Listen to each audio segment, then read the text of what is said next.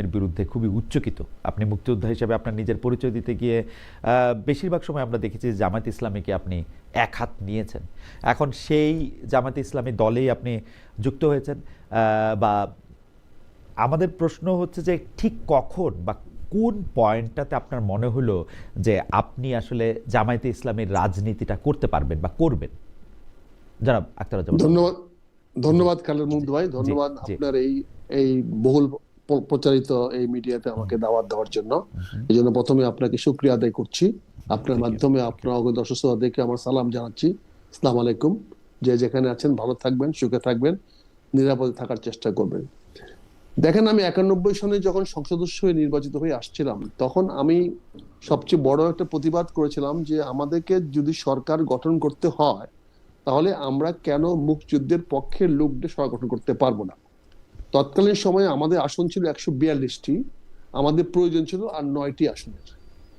9টি আসন কিন্তু জামাত এবং জাতীয় পার্টি ছাড়াও আমাদের পক্ষে সংগ্রহ করা সম্ভব ছিল। কিন্তু তৎকালীন সময়ে বিএনপির সবচেয়ে বেশি আগ্রহ ছিল যে তারা যেন এই জামাতকে নিয়ে দল করে। আমি বলেছিলাম এই জন্য যে জামাত যেহেতু তাদের বিরুদ্ধে যুদ্ধ অপরাধের একটা অপবাদ আছে, তাদের অনেকের বিরুদ্ধে যুদ্ধ অপরাধে মুক্তিযুদ্ধের বিরোধিতা করেছে, সরাসরি বিরোধিতা করেছে। যেমন তৎকালীন সময়ে নিজামী সাহেব বা তারপরে তখন এরা কয়েকজন নেতৃস্থানে যারা করেছিলেন, গোলাম আজম সাহেব নিজ নেতৃত্বের বিরোধিতা করেছিলেন বাংলাদেশের। তখন আমি বলেছিলাম যে এদের বিরুদ্ধে, এদেরকে সাথে নিয়ে আমাদের রাজনীতিতে করাটা ঠিক হবে না, যেহেতু বিএনপি জিয়ার দল, শহীদ জিয়ার দল, শহীদ জিয়া একজন মুক্তিযুদ্ধের ঘোষক, কাজে এখানে এটা করা ঠিক হবে না। এটা শুধু তৎকালীন আমার বক্তব্য। তারপরে অনেক পানি গড়িয়ে গেছে, অনেক ঘাত প্রতিঘাত হয়েছে। আমরা পরবর্তী দেখেছি দেশমাতা খালেদা জিয়া রাজনীতি থেকে সরে গেছেন, সেখানে ওনার পুত্র জনাব তারেক রহমান সাহেব ক্ষমতায় আসছেন। সেখানে এসে দেখলাম যে আমরা আসলে, আমি এই পর্যন্ত 5 বার দল থেকে বহিষ্কৃত হয়েছি, 5 বারই আমি দলে ফিরে গেছি। কারণ আমার দলের প্রতি আনুগত্য কখনোই কম ছিল বলে আমি মনে করি নাই, এবং এখনো আমি অন্তর দিক দিয়ে দলের প্রতি আনুগত্য, দেশমাতা খালেদা জিয়ার প্রতি অনুগত, আমি শহীদ রাষ্ট্রপতি জিয়া রহমানের প্রতি অনুগত, তারাই আমার নেতা। কিন্তু দেখা গেল গত প্রায় 4 বছর ধরে, 3 থেকে 4 বছর ধরে আমি বহিষ্কৃত, 22 সন থেকে আমি বহিষ্কৃত। কারণ আমার অপরাধ ছিল, আমি বলেছিলাম দলের নেতাদেরকে যে তোমরা যে আন্দোলনে যাচ্ছ না, এই যে ডেলি ডেলি পাঞ্জাবি বদলায় বদলায় খালি মিডিয়ার সামনে এসে কথা বলো, যে তোমাদের তো রাজপথে আমরা দেখি না, রাজপথে না থাকলে তো একদিন তো তোমাদের উপরে জনগণ চড়াও হবে। সেখানে আমি কর্কশ ভাষায় বলেছিলাম যে মানুষ জুতা পেটা করবে। এই বিষয়টি তারেক রহমানের সামনে গিয়ে তুলে ধরা হলো, আমি নাকি তারেক রহমান সাহেবকে বলছি জুতা পেটা করবে। তারেক রহমান সাহেব একবার ভেবে দেখলেন না যে লন্ডন থেকে তো আন্দোলনে অংশগ্রহণ করা সম্ভব না। যে সমস্ত নেতারা ঢাকা শহরে রাজনীতি করার কথা, আমরা তো দেখেছি কোন নেতাই মঞ্চে 5 থেকে 7 মিনিট আগে মঞ্চে যেতেন, তারপর বক্তৃতা দিয়ে মঞ্চ থেকে নেমে চলে আসতেন। এই জিনিসটা তারেক রহমান সাহেব জানতেন না বলে উনি মনে করতেন যে আমাদের বিএনপির নেতারা, বিশাল বিশাল নেতারা, কে কত মামলা খাচ্ছে, সে যত মামলা খাচ্ছে তত বড় নেতা। এখন জেল খাটা নেতা না, এখন নেতাদের হলো কে কত মামলা খেটেছে, কার নামে কত মামলা আছে। তৎকালীন সময় বলেছিলাম। তারপরে আমাকে আবার 5মবারের মতো বহিষ্কার করা হলো। সেই বহিষ্কার আজকে প্রায়, ম্যাডাম যত বহিষ্কার করছে 2-3 মাস 5 মাস পরে আমার বয়সকে আবার মানে প্রত্যাহার করে নিয়েছে। আমাকে ডাকছে, বলছে বলো এগুলা কেন করলা। আমি বলছি, বলাবো ঠিক আছে যাও দল করো গে, কাজ করো গে, বাস ম্যাটার ফিনিশড। বলছি হয়তো কোনো কারণে 3 মাস 6 মাস 5 মাস 6 মাসের বেশি হয় নাই, কোনো কারণে আমার বহিষ্কার হয়েছে। কিন্তু এই বছর তারেক রহমান সাহেব 3 বছর ধরে আমাকে ঝুলায় রাখছে। শুধু ঝুলায় রাখেন না, উনি এত বেশি ভিন্ডিকটিভ হয়েছেন যে আমার সামনে দলের কোনো নেতা কথা বললেও তিনি তাকে বহিষ্কার করে দেন। আমার স্কুলের মাঠে নাসির বলে একটি ছেলে, উদীয়মান ছেলে। রঞ্জন ভাই একটু যদি সংক্ষেপে বলতেন, মানে আমাদের আরো অনেক প্রশ্ন ছিল। মানে জি আমি সংক্ষেপে বলছি, পটভূমিকাটা আপনি বুঝবেন। সে নাসির ছেলেটা ঢাকা ইউনিভার্সিটির তুখুর ছাত্র নেতা। সে আমার স্কুলের মাঠে এসে কেন খেলা উদ্বোধন করলো, সে তাকে বহিষ্কার করে দেওয়া হলো। আমি অত্যন্ত আঘাত পেয়েছি। যাই হোক, তারপরে এই পট পরিবর্তন হয়েছে। এই পট পরিবর্তনের পরে আমার এলাকার মানুষ অনেক আবদার করেছে, মিটিং করেছে, জনসভা করে বলেছে বহিষ্কার উদ্দেশ্য করার জন্য, কিন্তু সেই বহিষ্কার উনি প্রত্যাহার করে নেন নাই। এমনকি এইবার যে নমিনেশন দিয়েছেন সেখানেও আমাদেরকে কোনো জিজ্ঞাসাবাদ করেন নাই। আমি নির্বাচন করব না আগেই ঘোষণা দিয়ে দিয়েছি। আমি 2024 সনে আমি আগস্ট আন্দোলনের পরেই আমি ঘোষণা দিয়েছি আমি আর নির্বাচন করব না, এবং তারপরে বারবার বলে আসছি, কিন্তু উনি আমাদের কোনো রকম গুরুত্ব দেয় না। এমনকি আমরা ভোট কাকে দিব সে প্রার্থী পর্যন্ত যোগাযোগ করে না। আমি যেখানে পরিষ্কার বলে দিয়েছি আমি নির্বাচন করব না, সেখানে প্রার্থী পর্যন্ত আমার সঙ্গে যোগাযোগ করে না, কারণ তাকে বহিষ্কার করে দিতে পারে, বিএনপির নেতা কর্মীরা বহিষ্কার হতে পারে। এরকম একটা ভিন্ডিকটিভ নেতা যদি হয়, এভাবে তো রাজনীতি হবে না। এই যে তিনি 30 তারিখে দেশমাতা খালেদা জিয়া মারা গেছেন, এমন কি প্রয়োজন ছিল যে 3 দিন ওই দিনই 3 জন নেতাকে বহিষ্কার করতে হবে? উনি কি বহিষ্কারের নেতা?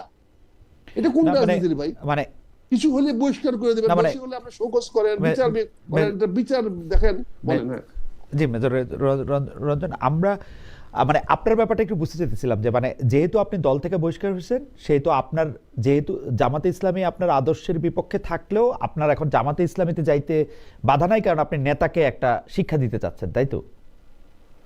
নেতাকে শিক্ষা দেওয়ার ব্যাপার না, কোন অবস্থাতে না, নেতাকে শিক্ষা দেওয়ার জন্য না। এখানে যেহেতু আমার কোনো অবস্থান নাই, আমি দল করি না, দলে আমার কোনো পদ নাই, সদস্য নাই, এবং দল করতেও পারছি না, এমনকি আগামী নির্বাচনে কাকে ভোট দেবো সেটা করতে পারছি না। তার মধ্যে আবার তারেক রহমান সাহেব একটা বক্তব্য দিলেন যে উনি বললেন যে একটা শব্দ আছে না, রিটায়ারমেন্ট। আপনাকে রাজনীতি করতেই হবে কেন? মানে এটার ম্যাডাম রিটায়ার করলেন না কেন? না না, সেইটা তো দলের সাথে তার এতখানি পার্থক্য হয় না, দলের সাথে এতখানি পার্থক্য না। রাজনীতি রিটায়ারমেন্ট বলতে কোনো জিনিস তো নাই। রাজনীতি মানুষ আমূর্তি করে, আমাকে কেন রিটায়ারমেন্ট করতে হবে? আমার চেয়ে বড় বড় বয়সের লোকেরা কি বিএনপিতে নাই? আপনি 35 বছর যে কথা বললেন সেই কথার বিপক্ষে, এমনকি আমরা দেখেছি যে একটা ওয়াজের অনুষ্ঠানে আপনি দাঁড়িয়ে যে কথাগুলি আপনি বলেছেন, আপনার কি এখন নিজের কথাগুলি নিজের গায়ের উপর লাগছে কিনা, সেই অর্থে আমি বলতেছিলাম যে আপনার যখন মিলতেছে না। কি বলেছি ওয়াজে? আমি না ওয়াজে না, আপনি ওয়াজের কথা আমি বলতেছি যে ওয়াজের ওখানেও আপনার বিরুদ্ধে এক ধরনের প্রতিবাদ হয়েছে, সেইখানেও আপনি এক ধরনের কথা বলছেন। না সেই ওয়াজের প্রতিবাদ যারা করেছে তাদের বিরুদ্ধে তো আমরা বলেছি, যারা মিথ্যা ওয়াজ করে, যারা ভুল কোরআন শরীফ বলে, তারা তো জামাত না, তাদের বিরুদ্ধে আমি বলেছি। আর জামাতের বিরুদ্ধে যখন আপনি বলছেন অসংখ্যবার, আমি নিজে দেখেছি যে অনুষ্ঠানে, মানে রঞ্জন ভাই, আমরা তো আসলে আপনাকে একজন বিশিষ্ট মুক্তিযোদ্ধা এবং আপনি খুব সুন্দর বলেন, কিন্তু আপনি যেই জামায়াত বা জামায়াতের সম্ভাবনা নিয়ে যে আসতো তার বিরুদ্ধেও আপনি খুব রাগ হয়ে যেতেন, বকাঝকা করতেন, ধমক দিতেন। অবশ্যই করতাম, আপনার সামনে আপনার অনুষ্ঠানেই করেছি। জি করেছেন, আপনার অনুষ্ঠানেও করেছি। জি আমি অনেক সময়, কিন্তু সেই জায়গা থেকে তারা কেন এখন আমাকে বকাঝকা করে বলেন? কারা না আপনাকে বকাঝকা করারটা ব্যাপারটা এরকম, আপনি নিজেকে কেমনে মানে এই ব্যাপারটাতে কনভিন্স করলেন সেটাই আমি জানতে চাই। তাহলে আমাকে বলতে দেন, কথাটা শেষ করতে দেন। জি যদি একটু সংক্ষেপে বলতেন ভাই। হ্যাঁ, তা আমি সেখানে কি বলেছি? আমি যখন তারেক রহমান সাহেব বললেন যে জামাত ইসলাম লক্ষ লক্ষ মানুষকে হত্যা করেছে, তখন এই হত্যা করেছে যখন শুনলাম, তখন আমি এর পরের দিনই আমি কলকাতায় একজন সাংবাদিকের সঙ্গে আমি একটা ইন্টারভিউ দিলাম। 16 ডিসেম্বরের উপলক্ষে আমার কাছ থেকে একটা ইন্টারভিউ নিল তারা, ওখানে আরেকজন ব্রিগেডিয়ার সাহেবকে ইন্টারভিউ নিল। সেখানে আমরা জানতে পারলাম, উনি বলল যে তৎকালীন জামাত ইসলামী একটা ছোট্ট দল ছিল, তারা কোনো রাজাকার আলবদরে ছিল না, আল সামচ ছিল না। ব্রিগেডিয়ার সাহেবের বক্তব্য, এটা পিকে গাঙ্গুলি এক ব্রিগেডিয়ার সাহেব বললেন। এবং তারা বলে 29,000 রাজাকার আলবদর আল সামস তাদেরকে সারেন্ডার করেছে, যে 94,000 ভারতীয় পাকিস্তানি বাহিনী সারেন্ডার করেছিল, তার মধ্যে 29,000 ছিল রাজাকার আলবদর আলসাম। তাদের মধ্যে জামাতের কোনো লোক ছিল না, তারা সারেন্ডার করে নাই, তারা এখানে ছিল। অর্থাৎ তারা বলতে সার্টিফাই করেছে যুদ্ধাপরাধের সঙ্গে তারা জড়িত না। তাহলে আমরা যে ইতিহাসে জেনে আসতেছিলাম, সেই ইতিহাসটা আমরা পাকিস্তানের বিরুদ্ধে যুদ্ধ করেছি, আমাদের জামাতের বিরুদ্ধে যুদ্ধ করে নাই। আমরা যে ইতিহাস জেনে আসছিলাম, আমি সেটা প্রতিবাদ করেছি। সেটা প্রতিবাদ করার পরে জামাত প্রতিবাদ করার পরে আমি জামাতের সঙ্গে যোগাযোগ করি নাই। জামাত দেখা হইলো, কথা হইলো 21শে নভেম্বর আমাদের এই আর্ম ফোর্সের ডেতে জামাতের আমিরের সঙ্গে আমার প্রথম দেখা হলো, কথা বললাম। উনাকে বাই দ্য ওয়ে বললাম যে এই সমস্ত জিনিসগুলো হচ্ছে, আপনারা প্রতিবাদ করেন না কেন? উনি আমাকে 4 দাওয়াত দিলেন। সে 4 দাওয়াত হইতে হইতে এটা আসার ধরলো 12ই ডিসেম্বর। 12 ডিসেম্বর বিকালবেলা আমার 4 দাওয়াত ছিল, যেতে পারি নাই, কারণ সেদিন হাদি মারা গেল। হাদি মারা যাওয়ার জন্য অনুষ্ঠানটা পোস্টপোন হলো। 13 তারিখে তিনি আমাকে আবার দাওয়াত দিলেন। 13 তারিখ সকালে 9টার সময় গেলাম। 12 তারিখে মনে হয় না, সেখানে 12 তারিখে মনে হয় না হাদি মারা গেছে, হাদি গুলিটা খাইছিল সে সময়, হাদি মানে মৃত্যুটা পরে। আচ্ছা ঠিক আছে, জি। ওকে ওকে, ব্যাকরণটা জি, সঠিক হলো। জি, জি, জি। ঠিক আছে, হ্যাঁ। তো হাদিকে গুলি করা হয়েছিল, সেই জি। হাদি গুলি করার কারণে সেই অনুষ্ঠানটা আমরা যেতে পারি নাই। হুম। পরের দিন 13 তারিখে সকাল 9টায় উনি আমাকে আবার চার দাওয়াত দিলেন, আমি গেলাম। হুম। সেখানে কথা বলার পরে উনি আমাকে বললেন যে তাহলে কি আপনি প্রতিবাদ করেন? আমি বললাম আমি প্রতিবাদ করব কি করে, আমি তো আপনাদের কেউ না, তাই আপনি কি দলে যোগদান করতে চান? তাই আমি বললাম আপনার দলে তো রোকন না হলে যোগদান করা যায় না। উনি বললেন না, সহযোগী যোগদান করা যায়। হুম। তাই আমি বললাম আমি যদি আপনি নেন আমি তো রাজি আছি, আমি যোগদান করতে রাজি আছি। তাই আমরা যোগদান করলাম। ওকে। যোগদান করার পরে গঠনতন্ত্রে দেখলাম যে জামাত বাংলাদেশের স্বাধীনতা বিশ্বাস করে। ওকে। জামাত বলছে বাংলাদেশ একটি মহান মুক্তিযুদ্ধের মাধ্যমে স্বাধীন হয়েছে এবং জাতি রাষ্ট্র হিসাবে প্রতিষ্ঠিত হয়েছে। সেই জাতি রাষ্ট্র হিসাবে পড়েছে বলে তারা এই দেশের স্বাধীনতা সার্বভৌমত্বে বিশ্বাস করে। তাহলে বাংলাদেশে যে বর্তমান প্রজন্ম, জামাতের যে বর্তমান প্রজন্ম, বর্তমান আমির সাহেবের বয়স মাত্র 59 বছর, অর্থাৎ উনার বয়সও 13 বছর 14 বছর বয়স ছিল 71 যুদ্ধের সময়। কারণ কিন্তু যুদ্ধপরাধী 67 না, বছর, 67 বছর। 66 বছর যুদ্ধপরাধী না। হ্যাঁ, 13 এবং এই যে আজকে যে জামাতের লক্ষ লক্ষ নেতা কর্মী গঠিত হয়েছে তাদের বয়স বাংলাদেশ স্বাধীন হওয়ার পরে হয়েছে, 55 বছর হচ্ছে না। কম আমার মনে বছর যে বয়স। আমার মনে যে রঞ্জন ভাই, আপনার কেন আপনি মনে হইলো আপনি জামায়াতকে মনে করেন যে বাংলাদেশ স্বাধীনতায় বিশ্বাস করে, বা আপনি গঠনতন্ত্রে দেখেছেন জামায়াতের অবস্থানও আপনি এটা পরিষ্কার করেছেন, আপনাকে ধন্যবাদ। আমরা একটু মাওলানা মঞ্জুরুল ইসলাম আফেন্দির কাছে যাই, তারপর আবার আপনার কাছে আসবো। যারা মাওলানা মঞ্জুরুল ইসলাম আফেন্দি, জামায়াতে ইসলামী, ইসলামী শাসনতন্ত্র আন্দোলন, খেলাফত মজলিস 24 আগস্ট থেকে যেটা চেষ্টা করছিল, ইসলামপন্থী সব দল মিলে একই ছাতার নিচে এসে রাজনীতির একটা বড় শক্তি হিসাবে আবির্ভূত হওয়া, ইসলামপন্থী সব ভোট এক বাক্সে নিয়ে আসা। অনেকেই বলে থাকেন যে আপনাদের পুরো রাজনীতিটাই, আপনার নামটাও নিছেন অনেকটা জামায়াতে ইসলামের মতো, জমিয়তে উলামায়ে ইসলাম, সেইটাতে আপনারাই আসলে এই জোটটা হওয়ার ক্ষেত্রে বড় বাধা। এই যে ইসলামপন্থিতার যে আদর্শের কথা বলা হইতেছে, সেই আদর্শের চেয়েও বিএনপির জোটে আপনারা কোন আদর্শের টানে আসলে আসলেন, মানে কেমনে আপনারা কাছাকাছি হলেন, সেটা যদি আমাদেরকে একটু বলতেন মাওলানা মঞ্জুরুল ইসলাম আফেন্দি। ধন্যবাদ আপনাকে, আপনার মাধ্যমে আপনার এই চ্যানেলের সমস্ত সম্মানিত দর্শক শ্রোতাকে আমি ধন্যবাদ জানাচ্ছি, অভিনন্দন জানাচ্ছি। আমি আসলে এই মুহূর্তে আছি উত্তর জনপদের নীলফামারীর ডোমার ডিমলায়, নির্বাচনী কাজে ব্যস্ত আছি বটে। এই ফাঁকে প্রথমবারের মতো আপনার পক্ষ থেকে যখন আমন্ত্রণ বা প্রস্তাব আসলো, এটাকে এড়িয়ে যাওয়ার কোনো সুযোগ ছিল না, এড়িয়ে যাওয়াটা জি সমীচীন হবে না। এই কারণে একটু আপনাদের সঙ্গে যুক্ত থাকবার আগ্রহ নিয়ে মূলত এসেছি। আপনি যে প্রশ্নটি আমাকে সর্বপ্রথম করলেন, অনেক লম্বা করে উত্তর দিলে তো অনেক সময় গড়াবে, অনেকের ধৈর্যচ্যুতি ঘটতে পারে। সংক্ষেপে যদি আমি বলি, তাহলে জমিয়তে উলামা ইসলাম বাংলাদেশ, জামাত বাংলাদেশ, জামাত ইসলামের মতো একই রকম নাম, এই জায়গাটাতে আমি বিনয়ের সঙ্গে দ্বিমত পোষণ করছি। জমিয়তে উলামা ইসলাম বাংলাদেশ ভিন্ন একটি রাজনৈতিক দল, বাংলাদেশ জামাত ইসলামী ভিন্ন আরেকটি রাজনৈতিক দল। জমিয়তে উলামা ইসলাম বাংলাদেশ একটি ঐতিহ্যবাহী ঐতিহাসিক দল, যেটির বয়স এখন 106 বছর। এই উপমহাদেশকে ব্রিটিশ সাম্রাজ্যবাদের বিষাক্ত থাবা থেকে, দীর্ঘমেয়াদী তাদের দুঃশাসন থেকে মুক্ত করবার পিছনে এই দলের অবদান অনস্বীকার্য। নিশ্চয়ই আপনি আমার সঙ্গে এই জায়গাটাতে একমত হবেন। তো এই জমিয়তে উলামা ইসলাম বাংলাদেশ স্বাধীনতা পরবর্তী বাংলাদেশে রাজনীতি করছে তাদের স্বকীয়তা বজায় রেখে, কখনো তারা তাদের স্বকীয়তাকে বিসর্জন দেয়নি। আমরা এই জায়গাটাকে শক্ত করে আঁকড়ে ধরে থাকবার চেষ্টা করেছি। 5 আগস্ট পরবর্তী বাংলাদেশে যখন এক বাক্স ফর্মুলা সামনে আসলো, যারা এই ফর্মুলা সামনে এনেছেন আমরা তাদেরকে সাধুবাদ জানিয়েছি, তাদেরকে তাদের প্রস্তাবকে স্বাগত জানিয়েছি, এবং যারা এরকম দৃষ্টিভঙ্গি লালন করেন, ধারণ করেন কিংবা পোষণ করেন, আমরা তাদের এই দৃষ্টিভঙ্গিকে যথেষ্ট সম্মান এবং সমীহ করেছি। আমরা নিজেরাও চেয়েছি যে ইসলামিক ঘরানার দলগুলো যদি আমরা এক জায়গায় একীভূত হতে পারি এবং একত্রিত হয়ে যদি এই নির্বাচনটা লড়তে পারি, তাহলে আমরা একটা অবস্থান তৈরি করতে পারব। আমাদের একটা জায়গায় পরিষ্কার করে বলতে হয় যে মৌলিকত্বের প্রশ্নে আমরা খুব শক্ত, অর্থাৎ আকীদা কেন্দ্রিক, মানে মতাদর্শ আদর্শ কেন্দ্রিক আমাদের মধ্যে যে দূরত্ব, এই জায়গাটাতে আমরা বড় শক্ত। এই জায়গায় ছাড় দিয়ে আমরা যদি বাংলাদেশ জামাত ইসলামের সঙ্গে একীভূত হয়ে যাই, তাহলে জমিয়তুল উলামা ইসলাম বাংলাদেশের মতো একটি ঐতিহ্যবাহী পুরনো সর্বপ্রাচীন আমার একটু প্রশ্ন ছিল ইসলামী মাওলানা দলের আফেদি, পক্ষ থেকে। মাওলানা আফেদি, আমার একটা প্রশ্ন ছিল যে আপনি যে মৌলিক বিষয়ের কথা বলছেন, যে আকীদার কথা বলছেন, আকীদা শব্দটা তো আসলে ইন্ট্রোডিউস করা হয়েছে বিশ্বাস, অনেক, মতাদর্শ, মানে অনেক পরে ইন্ট্রোডিউস করা হয়েছে। আকীদা তো আসলে এত আগের কথা না। তো সেই আকীদা, আমি ধরে নিলাম ঈমান ছাড়া আপনি ঈমান না করে আপনি আকীদা শব্দই ব্যবহার করতে পছন্দ করতেছেন, ঠিক আছে।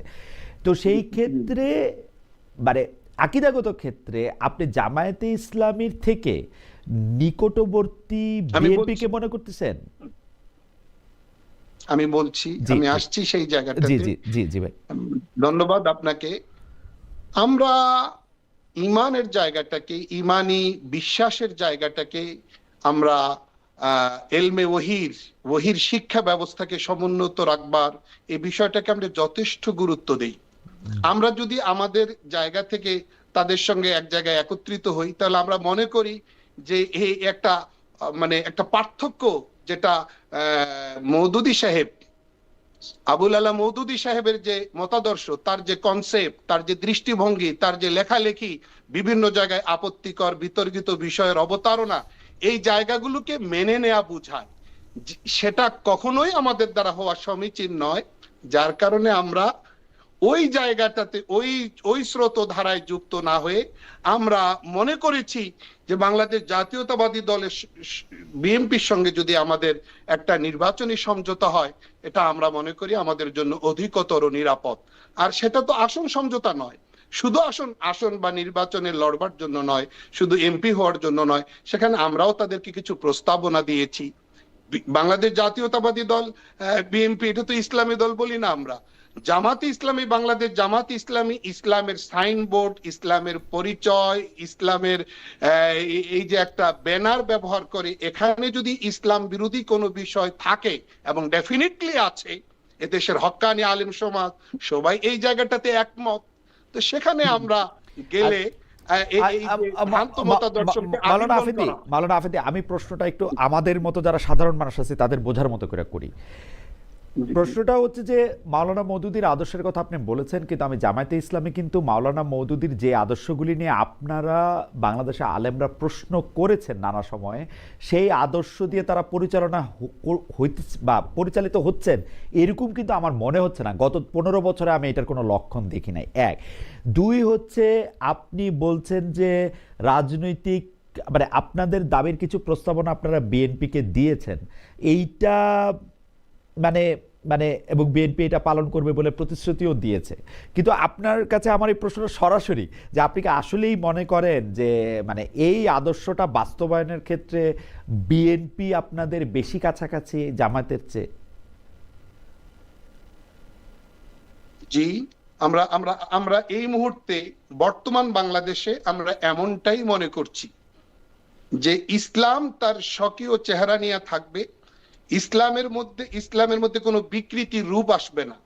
ইসলাম হযরত মুহাম্মদ রাসূলুল্লাহ সাল্লাল্লাহু আলাইহি ওয়াসাল্লাম যেভাবে মহান আল্লাহর কাছ থেকে পেয়ে মানব জাতির সামনে প্লেস করেছেন, ওই চেহারায় ইসলাম থাকবে। এর মধ্যে কোনো রকম বিকৃতি যুক্ত হবে না, কোন সাইড দিয়ে, কোন অঙ্গন দিয়ে কোন রকম অপব্যাখ্যা এখানে যুক্ত হবে না। জামায়াত ইসলামের মধ্যে আপনি জামায়াত ইসলামের মধ্যে, মানে আমি বোঝার জন্য জামায়াত ইসলামের মধ্যে আপনি বিকৃতিটা কোথায় পাইলেন? মানে এটা আমরা শুনি মওদুদিবাদ, বিকৃতি, কিন্তু মানে আপনি যদি আমার একটু ধরায় দেন যে এই জায়গাটা ইসলামের মৌলিক বিষয় থেকে জামায়াত ইসলামী আলাদা করতেছে।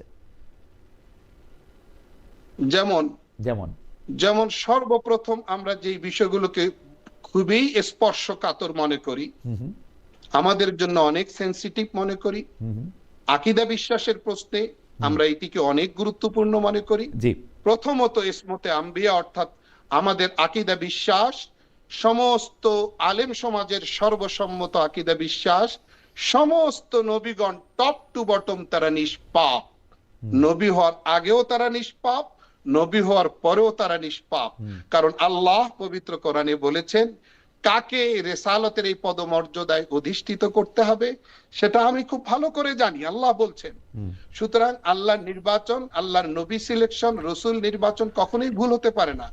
এখানে তাদের মতাদর্শ, আবুল আলা মওদুদী সাহেবের বিভিন্ন জায়গায় এরকম বক্তব্য রয়েছে যে অমুক নবী তার থেকে এই গুনাহ প্রকাশ পেয়েছে, তিনি এই পাপে জড়িয়েছেন, তিনি অপরাধে জড়িয়েছেন, তার মানে আল্লাহর নবী নির্বাচনটাই প্রকারান্তরে ভুল প্রমাণিত হয়। এটা ইমানের জন্য বিরাট বড় হুমকি। ইমান না থাকা অনেকটাই নিশ্চিত করে, এই একটা জায়গা। দ্বিতীয় সেকেন্ড পয়েন্ট, সমস্ত সাহাবীগণ সত্যের মাপকাঠি। আল্লাহ তাদেরকে ওপেন ঘোষণা দিয়েছেন, ওয়ালাকাদ আফা আনকুম, আমি তোমাদেরকে মাফ করে দিলাম।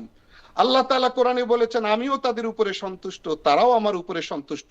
সুতরাং সাহাবায়ে কেরাম রাদিয়াল্লাহু আনহুম আজমাইনের কারো ব্যাপারে আপনার আমার কোন রাইটারের, কোন লেখকের, কোন আলোচকের এখানে মানে কোন রকম সমালোচনা করার রাইট আমার মনে হয় যে মাওলানা আফেদি, আমি তো আসলে থিওলজিক্যাল আলোচনা নিশ্চয়ই আরেকদিন করা যাবে, কিন্তু আপনি যেই কথাগুলি তুলে ধরছেন সেই কথাগুলি কিন্তু আসলে মানে যেটাকে আমরা ইংরেজিতে শব্দটা বলেছি সিমেন্টিক্স, মানে শব্দ বিজ্ঞানের অর্থের এক এক রকম ব্যাখ্যার তুলনের মধ্যে আমি এটা নিয়ে আপনার সাথে আসলে এঙ্গেজ হইতে চাই না আলোচনাটাতে। কিন্তু এটার মধ্যে আপনি নিজেও জানেন, আপনি আমার থেকে এগুলি খুব ভালো করে পড়াশোনা করছেন, আপনি নিজেও জানেন যে আপনার এই কথা আরেক দিক থেকেও কিন্তু ব্যাখ্যা করা যায়, আরেক দিক থেকে ব্যাখ্যা করা যায়। আপনি নিজেই আসলে কোরআন থেকে দুটি ব্যাখ্যা করেছেন, আপনি নিজেও ব্যাখ্যা করতে পারবেন যে অনেক নবী রাসূল সম্পর্কে তাদের, আমি ত্রুটি বলবো না, তাদের সরল পথে আনার ব্যাপারে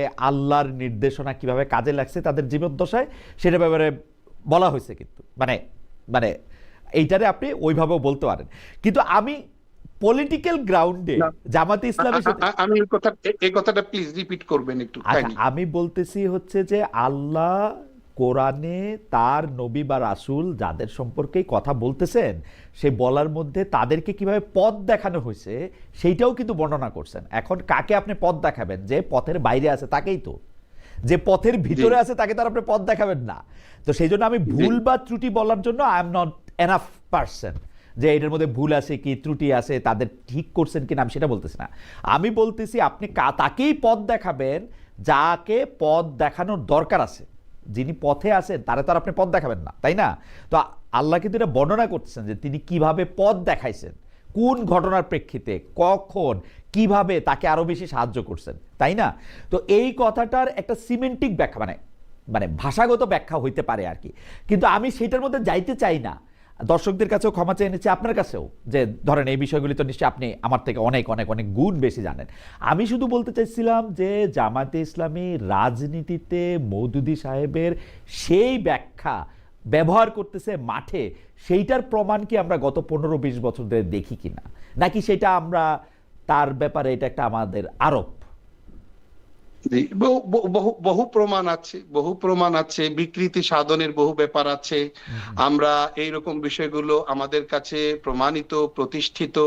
আমাদের বাংলাদেশের যে শীর্ষ ওলামা মাশায়েখ আছে তাদের বক্তব্য আছে, যাদেরকে এক বাক্যে এক নামে বাংলাদেশের সবাই চেনে, তাদের অবস্থানও আপনার কাছে আছে, জাতির কাছে পরিষ্কার আছে। তো আমি যেটা বলতে চাই যে রিসেন্টলি কেউ তাদের বলেছেন যে বাংলা ইসলাম ধর্মে পর্দা ম্যান্ডেটরি নয়, বাধ্যতামূলক নয়। তো এইরকম ব্যাখ্যা তো সামনে আনবার কোনো সুযোগ নেই। কোনো একটা ইসলামের বিধানকে শিথিল করা বা শিথিল করে উপস্থাপন করা, এটা তো কোনো রাইটস কাউকে আল্লাহ পাক দেননি, ইসলাম কাউকে দেয়নি। আমরা এই জায়গাগুলো প্লাস সাথে সাথে মহান মুক্তিযুদ্ধে তাদের অবস্থান এবং পর্দার ক্ষেত্রে মাওলানা আফেদি আমি আপনার কাছে আসবো। তো পর্দার ক্ষেত্রেও আমি একই কথা বলতে চাই যে পর্দা বলতে আমরা যেটা বুঝি সেইটা আসলে ছেলেদের জন্য মেয়েদের জন্য একই রকম ভাবে একটা প্রযোজ্য আছে কিনা, কোনটাকে আসলে পর্দা বলা হয়েছে, কোনটাকে পর্দা বলা হয়নি, পৃথিবীতে পৃথিবীতে পর্দা বলতে আসলে কটুক আসলে থাকতে হবে সেইটা নিয়েও ব্যাখ্যা আছে। জামাতি ইসলামীকে আপনি এই ক্ষেত্রেও মনে করেন যে মানে বিএনপি থেকে আপনার চেয়ে দূরে অবস্থান করতেছে, তাই তো? না, এক্ষেত্রে না। বিএনপি কে তো আপনি বিএনপি তো বলছে না যে আমরা আচ্ছা ইসলামী আচ্ছা, দল। যেহেতু ওরা ইসলামের দল বলতেছে সেহেতু তারা ইসলামের এটা মানতেছে কিনা সেটা হচ্ছে ফাইন প্রশ্ন। ফাইন, রাইট রাইট রাইট, জি ঠিক আছে। বিএনপি ধর্মীয় মূল্যদের কথা বলছে। বিএনপি সংবিধানে আল্লাহ আল্লাহ রসুলের নাম পুনঃস্থাপনের কথা বলছে, বিসমিল্লাহির রহমানির রহিম পুনর্বহালের কথা বলছে, কোরআন সুন্নাহ বিরোধী কোনো আইন তারা ক্ষমতায় গেলে করবে না, এই সমস্ত কথা বলছে। যার কারণে আমরা একটু আশা আর আলো দেখতে পাই।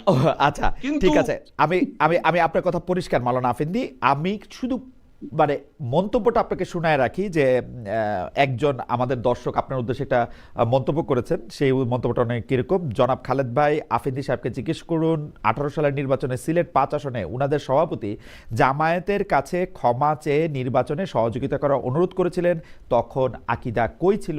আপনি যখন আবার বলবেন তখন এটা ইচ্ছা করলে আপনি রেসপন্ড করতেও পারেন, নাও করতে পারেন। আমরা একটু জনাব আখতারুজ্জামান রঞ্জনের কাছে যাই।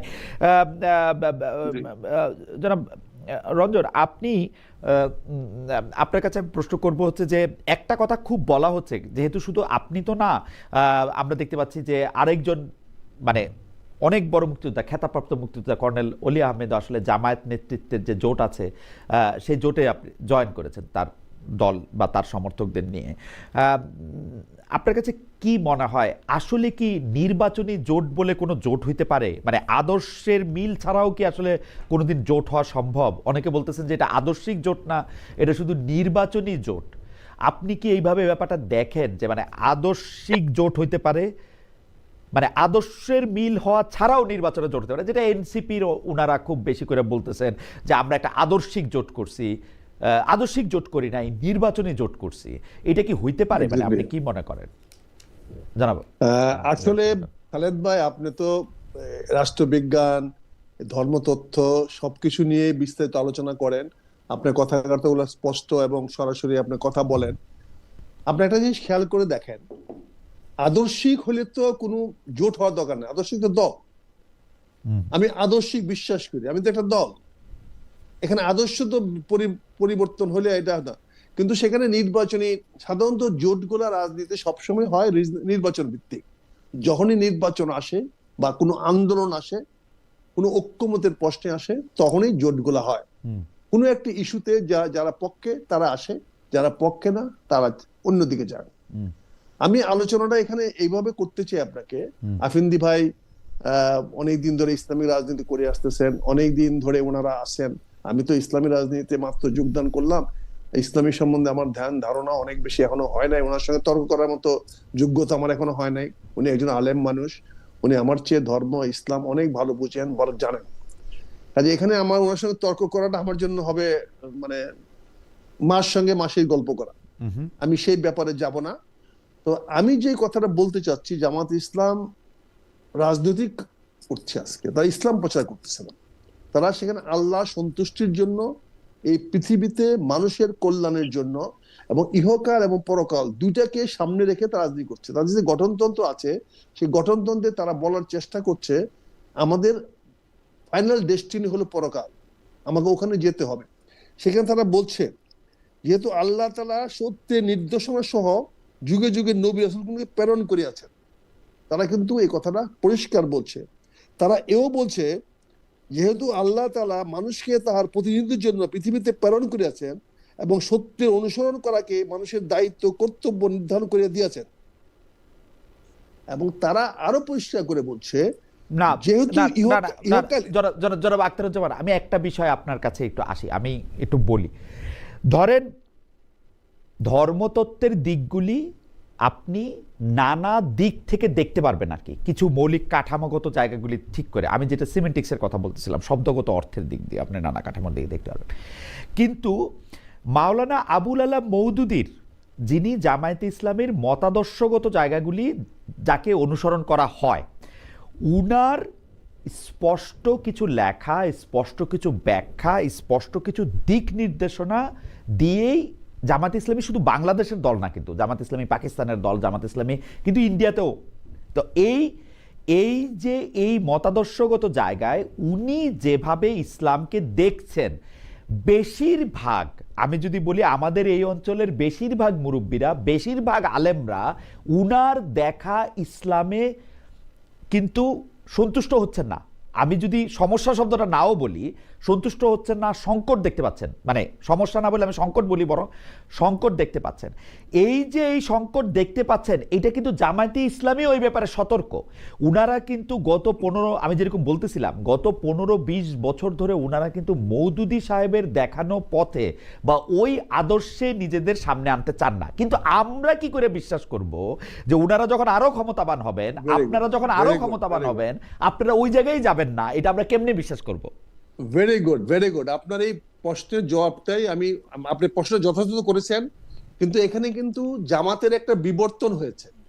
জামাত কিন্তু আব্দুল মওদুদীর থেকে একটা বিবর্তন হয়েছে। 1980 সনে বাংলাদেশ জামাত ইসলামী হয়েছে, বাংলাদেশ জামাত ইসলামী, বাংলাদেশে জামাত ইসলামী না। আমার ভাই কিন্তু এখনো বাংলাদেশের উলামায়ে ইসলাম, কিন্তু জামাত কিন্তু বাংলাদেশ জামাত ইসলাম হয়েছে। এবং এখানে আমি যেটা পড়ে শোনাচ্ছিলাম, আপনার যে প্রশ্নের যে সন্দেহটা, তারা কি বলছে, যেহেতু ইহকালই মানব জীবনের শেষ নয়, এটা তো আমরা সবাই বিশ্বাস করি, ইহকালে মানব জীবন শেষ নয়, বড় মৃত্যুর পরও রহিয়াছে মানুষের জন্য এক অনন্ত জীবন, যেখানে মানুষকে তাহার পার্থিব জীবনের ভালো ও মন্দ ও কাজের পুঙ্খানুপুঙ্খ হিসাবে দিতে হইবে এবং বিচারের পর জান্নাত অথবা জাহান্নাম রূপে ইহার যথাযথ ফলাফল ভোগ করিতে হইবে। এখানে জামাত তো কোনো মওদুদিবাদ নিয়ে আসে নাই। না না না না না না, রঞ্জন ভাই, আমি আমি আপনার সমস্যাটা বলি, এইটা বাংলাদেশের জামায়াতে ইসলামীর একটা ইনহেরেন্ট সমস্যা। ধরেন জামায়াতে ইসলামী মওদুদিবাদ থেকে বাইরে হয়ে আসছে, আমি যদি এরকম মওদুদিবাদ নাও বলতে চাই, কারণ তিনিও একজন সম্মানিত লোক, তিনি ওই জায়গা থেকে যে বাইরে আসছে, জামাত এটা প্রকাশ্যে ঘোষণা দিয়ে কখনো বলবে না, কিন্তু আমি বুঝতেছি যে ওনারা বাইরে আসছে, উনারা ওনাকে ফলো করতেছে না। আমি যেহেতু এগুলি ফলো করি, আমি বুঝতেছি যে জামায়াত একইভাবে 1971, আপনি বললেন বাংলাদেশ স্বাধীনতা স্বীকার করে, জামাত একইভাবে 1971 সালের ইয়ের জন্য প্রকাশ্যে কোনোদিন ক্ষমা চাইবে না। উনাদের যে আমির, উনি আমার অনুষ্ঠানে আইসা বলবেন যে হ্যাঁ আমি 47 থেকে 24 সাল পর্যন্ত যা কিছু হয়েছে সব কিছুর জন্য ক্ষমা চাই, কিন্তু স্পেসিফিক করে বলবেন না। কিন্তু আমি যখন উনাদের নায়েবে আমির জনাব আবু তাহেরকে ইন্টারভিউ করছি আওয়ামী লীগের আমলে, উনি কিন্তু তিনি বলছেন যে আমার মুক্তিযুদ্ধের সাথে সম্পর্ক আছে, আমার মুক্তিযুদ্ধ পরিবারের মধ্যে অনেকে আছে, এগুলি বলে। প্রকাশ্যে যে একটা বলা, ক্ষমা চাওয়া এবং নিজেদের অবস্থান পরিষ্কার করা, এইটা তারা কখনো করে না। তার জন্য আমি কোট আনকোট আপনি নিজে অনেকবার এই দলটির সমালোচনা করছেন, করেছি, হ্যাঁ, অনেক অনেক অনেক অনেক শব্দ বলছেন, যে শব্দগুলো আমি আসলে টেলিভিশনে বলতে চাই না। এখন হঠাৎ করে তো তারা মানে they didn't change their position। না না, আমি এখানেই বলছি খালেদ ভাই, এখানে আমরা বলছি তারা তাদের পজিশনটা লিখিত আকারে পরিবর্তন করেছে। তারা একটা গঠনতন্ত্র তৈরি করেছে, সেই গঠনতন্ত্রে তারা পরিষ্কার বলেছে, আপনি যদি গঠনতন্ত্র দেখেন তাহলে আপনি দেখতে পারবেন তারা সেখানে পরিষ্কারভাবে বলেছে যে তারা এখন থেকে এই গঠনতন্ত্র অনুযায়ী দল চালাবে না। আপনি গণতন্ত্রের মধ্যে একটা লাইন দেখান, যে লাইনটার মধ্যে উনারা বলতেছেন যে আমরা আবুল আলা মওদুদী সাহেব, যিনি আমাদের প্রতিষ্ঠাতাদের একজন, তার নির্দেশিত পথ এখন থেকে আমরা অনুসরণ করব না। এখানে পুরা বইটাতে তো এই পুরা বইটাতে পুরা এই গঠনতন্ত্রে আবুল আলা মওদুদীর নামটিও নাই। এটাই তো প্রবলেম। নামটা নিলে অসুবিধা কি? নামটা নিলে অসুবিধা কি মেজর রঞ্জন? নামটা নিলে কি অসুবিধা? নামটা নিলে কি অসুবিধা? চেঞ্জ হয় না। আপনি যে কোনো জিনিসে নেগেটিভ জিনিসটা তো নয়, আমি আপনার চশমাটি সুন্দর এটা বলাটাই ভদ্রতা, কিন্তু আপনার চশমাটির ফ্রেমটা ভাঙ্গা এটা তো কেউ বলে না। ওকে, আমার মনে হয় তারা একটা গঠনতন্ত্র দিয়েছে, আমার মনে হয় আপনার যে জামাতকে দেখতে পাচ্ছেন না, দেখতে পান না, বা জামাতের কে মনে করতেছেন যে আপনি পছন্দ করতেছেন না, সেই জন্য তারা তো লিখিত কমিটমেন্ট দিয়েছে এবং তারা বহুবার, আমার মনে হয় যে আপনার যুক্তিটা, আমার মনে হয় যে জনাব মেজর আখতার রঞ্জন একটা শক্ত যুক্তি দিয়েছে। বলে আসছেন খালেদ ভাই, লন্ডনে বলে আসছেন যে আমি কতবার ক্ষমা চাবো, আমি তো অনেকবার ক্ষমা চেয়েছি, উনি তো গত লন্ডনে বলে আসছেন। না না না না, ক্ষমা চাওয়া আমি কতবার ক্ষমা চাবো, এর আগেও আমরা ক্ষমা চেয়েছি, এগুলি হচ্ছে একরকম শব্দ। আবার 16 ডিসেম্বরকে জামায়াতে ইসলামী কিভাবে ডিল করবে, 26শে মার্চকে কিভাবে ডিল করবে, সেটা কিন্তু আবার আরেক রকমের মানে প্র্যাকটিস। আমরা তো আসলে মুখের কথা না শুধু, তবে জনাব আখতারুজ্জামান রঞ্জন, জি এবারে এবারে 16ই ডিসেম্বরে জামাত যে র্যালিটা করেছে, হুম, মুক্তিযুদ্ধের পক্ষে র্যালিটা করেছে, এত বড় র্যালি তো অন্য কেউ করে না এবছর। ওকে এই বছর 16ই ডিসেম্বরে যে জামাত যে র্যালিটা করেছে মুক্তিযুদ্ধের, তারপরে যদি তাদেরকে না হয়, তাদেরকে ফাঁসি দিয়েছেন, তাদের লোকদেরকে ফাঁসি দেওয়া হয়েছে, তারপরে যদি তাদের পাপ মোচন না হয়, ওকে আমার মনে হয় একটা শক্ত যুক্তি। আমি একটু মাওলানা আফেদির কাছে যাই, কারণ আমার কাছে মনে হয়েছে যে যথেষ্ট মানে গুরুত্বপূর্ণ যুক্তি জনাব আখতারুজ্জামান রঞ্জন দিয়েছেন, যে উনি গঠনতন্ত্র উল্লেখ করে বলছেন যে উনি আসলে কিভাবে দল পরিচালনা করবেন সেটাই গঠনতন্ত্রের মধ্যে পুরোপুরি আসে। ওইটার মধ্যে মাওলানা আবুল আল্লাহ মওদুদী, যিনি জামাতে ইসলামী একটা প্রতিষ্ঠাতাদের একজন, তার সম্পর্কে আসলে কোনো এরকম কোনো বক্তব্য নাই। আমাদের একজন দর্শক যিনি নাজি মাহমেদ, তিনিও বলছেন খালেদ সাহেব আমি কি অনুসরণ করছি সেটা স্পষ্ট করার পরও কি অনুসরণ করছি না সেটা স্পষ্ট করতে হবে। মোটামুটিভাবে জনাব রঞ্জনেরও আর্গুমেন্টের পক্ষেই উনি বলছেন। জনাব মাওলানা আফেদি, আপনি যদি এই প্রসঙ্গে কিছু বলেন, আমার কিছু অরিজিনাল প্রশ্ন ছিল আপনার কাছে, এটা যদি একটু দ্রুত একটু বলেন। জি ধন্যবাদ আপনাকে। আসলে আমার প্রথম পয়েন্ট যেটা, জনাব আবুল আল্লাহ মওদুদী সাহেব তো আর বাংলায় রচনাগুলো লেখেননি, বাংলায় তো বই পুস্তকগুলো লেখেননি। বাংলায় কি লিখেছেন? অনুবাদ হয়েছে, তার অনেক মোটামুটি সব কাজের অনুবাদ হয়েছে। না অনুবাদ হয়েছে, অনুদিত হয়েছে, সেটা ভিন্ন পয়েন্ট, কিন্তু তিনি লিখেছেন কোন ভাষায়? তিনি তার ভাষায় লিখছেন, অর্থাৎ উর্দুতে লিখছেন। অর্থাৎ তিনি যে ভাষায় লিখে গেছেন সেই ভাষার লেখা বই পুস্তকগুলো এখনো এদেশের ওলামা একরামের কাছে, তার তাফহিমুল কোরআন সহ বিভিন্ন রকম লেখা জিনিসগুলো এখনো হক্কানি ওলামা কেরাম, শুধু বাংলাদেশ নয়, পাকিস্তান, ইন্ডিয়া পাকিস্তান, এই ভারত উপমহাদেশের হক্কানি বিজ্ঞ আলেম সমাজের অনেকের কাছে আছে।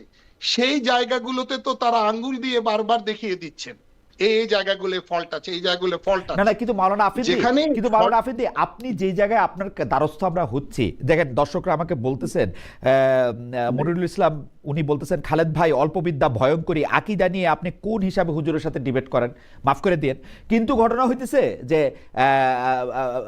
আপনি আমাকে দেখায় দেন যে মানে আপনি বলতেছেন মওদুদী সাহেবের কথা জামায়াত কোথায় অনুসরণ করতেছে, মাঠে বা প্র্যাকটিক্যালি গত 15 বছর 20 বছর বা কোথায় উদ্ধৃত করতেছে, গঠনতন্ত্রের নামটা পর্যন্ত নাই। মেজর আখতারুজ্জামান রঞ্জন একদম স্পষ্ট করে দেখাইছেন কিন্তু এটা। আপনি উৎপত্তি স্থল জায়গাটাকে বিবেচনায় আপনাকে আনতে হবে। কথা ঠিক আছে ভাই? আচ্ছা, উৎপত্তি, এই দলের উৎপত্তি কোত্থেকে, প্রতিষ্ঠাতা কে, প্রবর্তক কে, কি তার দৃষ্টিভঙ্গি, কি তার কনসেপ্ট, কি নিয়ে তিনি যাত্রা শুরু করেছেন, এগুলোকে আপনার সামনে আনতে হবে। এগুলো যদি আপনি বাদ দিয়ে আলোচনাকে এগিয়ে নেওয়ার চেষ্টা করেন, আমি মনে করি এটা তো ঠিক হবে না এবং যথার্থ হবে না। ওকে, আপনি উৎপত্তির জায়গা থেকে, একদম উৎপত্তির জায়গা থেকে বলছেন। আমি বলি, জি, বাংলাদেশ জামাত ইসলামীকে দেশের আলেম সমাজ একটি রাজনৈতিক দল হিসেবে মনে করে, কিন্তু ইসলামী দল হিসেবে মনে করতে তারা প্রস্তুত নন। তারা এক্ষেত্রে একবারে খুব শক্ত অবস্থান তাদের, যে ইসলামী দল হিসেবে তারা স্বীকার করতে প্রস্তুত নয়। নম্বর এক, আমার যে একজন ভাই আমাকে প্রশ্ন করলেন যে কত সালের কথা বলেছিলেন ভাই, আপনি আমাকে একটু হেল্প করুন। কোনটা? আচ্ছা, ওই যে হ্যাঁ, উনি 2018 সালে কথা বলেছেন। 2018 সালে সিলেটে ইলেকশন করার সময় জি, প্রথম উত্তর হলো, এটা সভাপতি সাহেব কোথায় কোন জায়গায় বলেছেন, এটা সভাপতি সাহেব জাতির কাছে উত্তর দেবেন, তিনি সভাপতি সাহেবের কাছে প্রশ্ন করবেন। ওইরকম বক্তব্য তো আমি দেইনি। নম্বর 2, 18 সাল বলেন আর আরো আগের ইলেকশন 2001 সালে বলেন, জামাতের সাথে থাকা মানে জামাতের নেতৃত্বাধীন জোটে থাকা নয়। এখন যে জোটটা আছে বিএনপির বিপরীতে, যে জোটটা আছে, এই জোটটা বাংলাদেশ জামাত ইসলামের নেতৃত্বাধীন জোট। এক নম্বরে কার নাম? এক নম্বরে কোন দলের নাম? আমি দুইটা জায়গায় হ্যাঁ, এক নম্বরে কোন দলের নাম, সেটা খুবই গুরুত্বপূর্ণ প্রশ্ন আপনার কাছে। আমি বলি, জি, আমরা বাংলাদেশ জাতীয়তাবাদী দল বিএনপির নেতৃত্বাধীন জোটে ছিলাম, সেই জোটে আমরাও একটা শরিক দল, বাংলাদেশ জামাত ইসলাম একটা শরিক দল ছিল। এই অবস্থানটা আর তাদের নেতৃত্বাধীন জোটে যুক্ত হওয়া, দুইটার মধ্যে ডে নাইট ডিফারেন্স আছে বলে আমি মনে করি। Right absolutely. আচ্ছা, কিন্তু আপনি যে জামায়াতে ইসলামীকে একটি রাজনৈতিক দল মনে করেন, ইসলামিক আদর্শের দল মনে করেন না, আপনি কি আমাকে বলবেন যে বাংলাদেশে ইসলামিক আদর্শের দল নয় কিন্তু নামের সাথে ইসলাম আছে, বা কোনটি ইসলামিক আদর্শের দল, এইভাবেও যদি আমি প্রশ্ন করি? আমি বলি আমরা মনে করি জি, কারা আমরা ইসলামিক আদর্শের ইসলামিক দল? দল মনে করছি না। এখন বাংলাদেশে আওয়াজটা উঠানো হয়েছে এইভাবে যে এবার ইসলামকে রাষ্ট্র ক্ষমতায় নিতে হবে, এরকম একটা, এবং এইরকম একটা আবহ তৈরি করা হয়েছে, এরকম একটা গ্রাউন্ড বা এরকম একটা পরিবেশ বা এরকম একটা সিচুয়েশন তৈরি করা হয়েছে যে ইসলামকে এবার ক্ষমতায় নিতে হবে। যেন ইসলাম ক্ষমতায় নাই, যেন আল্লাহ ক্ষমতায় নাই, মানে যেমন মানে ইসলামের ক্ষমতায় নিতে হবে, মানে এই কথাগুলি মাওলানা সাহেব আপনার আপত্তি জানান না যে এগুলি শিরক হয় না, যে ইসলামের ক্ষমতায় নিতে হবে? আমি বলি ইসলামকে, আমার কথা শেষ হয়নি খালিদ ভাই, ইসলামকে ক্ষমতায় নিতে হবে। যদি তারা সফল হয় তো কোন ইসলামটাকে তারা প্রতিষ্ঠা করবে, কোন ইসলামটা? সেটা কি জনাব আবুল আলা মওদুদী সাহেবের ইসলামটা প্রতিষ্ঠিত হবে? আমরা সেই আশঙ্কায়, আমরা সেই সংখ্যাটাকে দারুণ ভাবে সামনে এনে, বিবেচনায় এনে আমাদের সিদ্ধান্ত, এই শতবর্ষী দলের যে দীর্ঘ পথ চলা, যে স্বকীয়তা মৌলিকত্ব বজায় রেখে পথ চলা, এই জায়গাটাতে আমরা শক্ত করে আমরা অবস্থান নেওয়ার চেষ্টা করেছি। আমার মনে হয় যে মাওলানা আফেদি আপনি শেষ করেন, জি প্লিজ যদি শেষ করেন। এক সেকেন্ড। আমরা বরাবরই চেয়েছি এক বাক্স ফর্মুলাকে আমরা সবসময় স্বাগত জানিয়েছি, শ্রদ্ধা দেখিয়েছি। আমরা যারা আছি বাকি দলগুলো, আমরা যদি একসঙ্গে বসতে পারতাম, এক হতে পারতাম, সেই জায়গাটাকেই আমরা সব সময় শ্রদ্ধার সঙ্গে আমরা, মানে মাইনাস জামাত ইসলামী, জি মাইনাস জামাত ইসলামী, মানে আপনার ইসলামী শাসনতন্ত্র আন্দোলনের সমস্যা নাই, চরমনায়ের দলের মধ্যে আপনার সমস্যা নাই, আকীদাগত কোনো পার্থক্য আপনি দেখেন না জমিয়তের সাথে? না, আমাদের মধ্যে ওই জায়গাগুলোতে কোনো প্রবলেম ছিল না। আমরা শুরুতে এই জায়গাটাতে, কিন্তু যখন আমরা রাজনৈতিক প্রবলেমেমের কথা আমি বলতেছি না, রাজনৈতিক কথার মতো আমি বলতেছি না, ধর্ম বিশ্বাসে, আচরণে, পালনে আপনি কোনো প্রবলেম দেখেন না অন্য দলগুলির সঙ্গে, জমিয়তে ইসলামের সঙ্গে?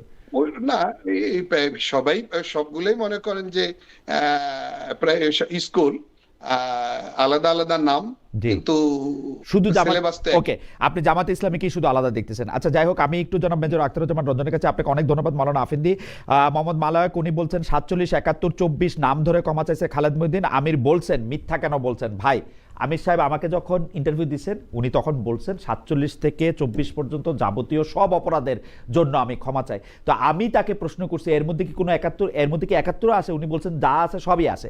আমার কথা হলো 71 শব্দটা উচ্চারণ করে ক্ষমা চাওয়ার ক্ষেত্রে বলে, কিন্তু অনেকবার ক্ষমা চাইছি, বাংলাদেশ বিশ্বাস করি, 16 ডিসেম্বর পালন করি, কিন্তু রঞ্জন ভাই আপনারা কিন্তু ক্ষমা চাওয়ার ব্যাপারে বা এইটা বলার ব্যাপারে আবার একটা আলাদা অবস্থান বজায় রাখেন।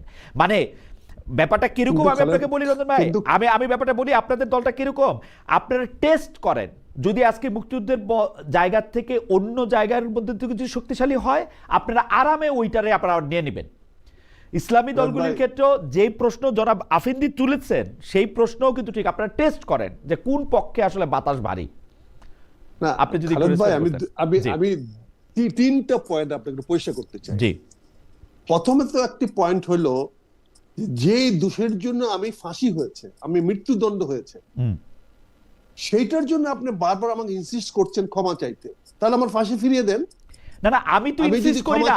না রঞ্জন ভাই, আমি আপনাকে বুঝাই, আমি কিন্তু ইনসিস্ট করি না। আপনারা ক্ষমা না চান, ক্ষমা না চাই রাজনীতি করেন, ক্ষমা না চাই বাংলাদেশে ক্ষমতা আসেন, আমার কোনো প্রবলেম নাই, কিন্তু আপনারা মুখে যে বলেন আপনারা ক্ষমা চাইছেন, ইজ ইট ট্রু? না, মুখে বলে আপনারা যখন বারবার বলেন ক্ষমা চান, আমি বলি না আপনারা আমার এই আপনারা থেকে বাদ দেন, আপনারা ক্ষমা চান না, আপনারা 71 সালেও ঠিক কাজ করছেন, এখনো ঠিক কাজই করতেছেন, আমার কোনো প্রবলেম নাই। ইটস ইওর পলিটিক্স ভাই, ইটস ইওর পলিটিক্স ভাই। না, আপনি ঠিক কাজ করছেন তো, 71 সালেও ঠিক করছেন, 47 সালেও ঠিক করছেন, এখনো ঠিক করতেছেন, আমার কোনো অসুবিধা নাই তো, আই এম গুড।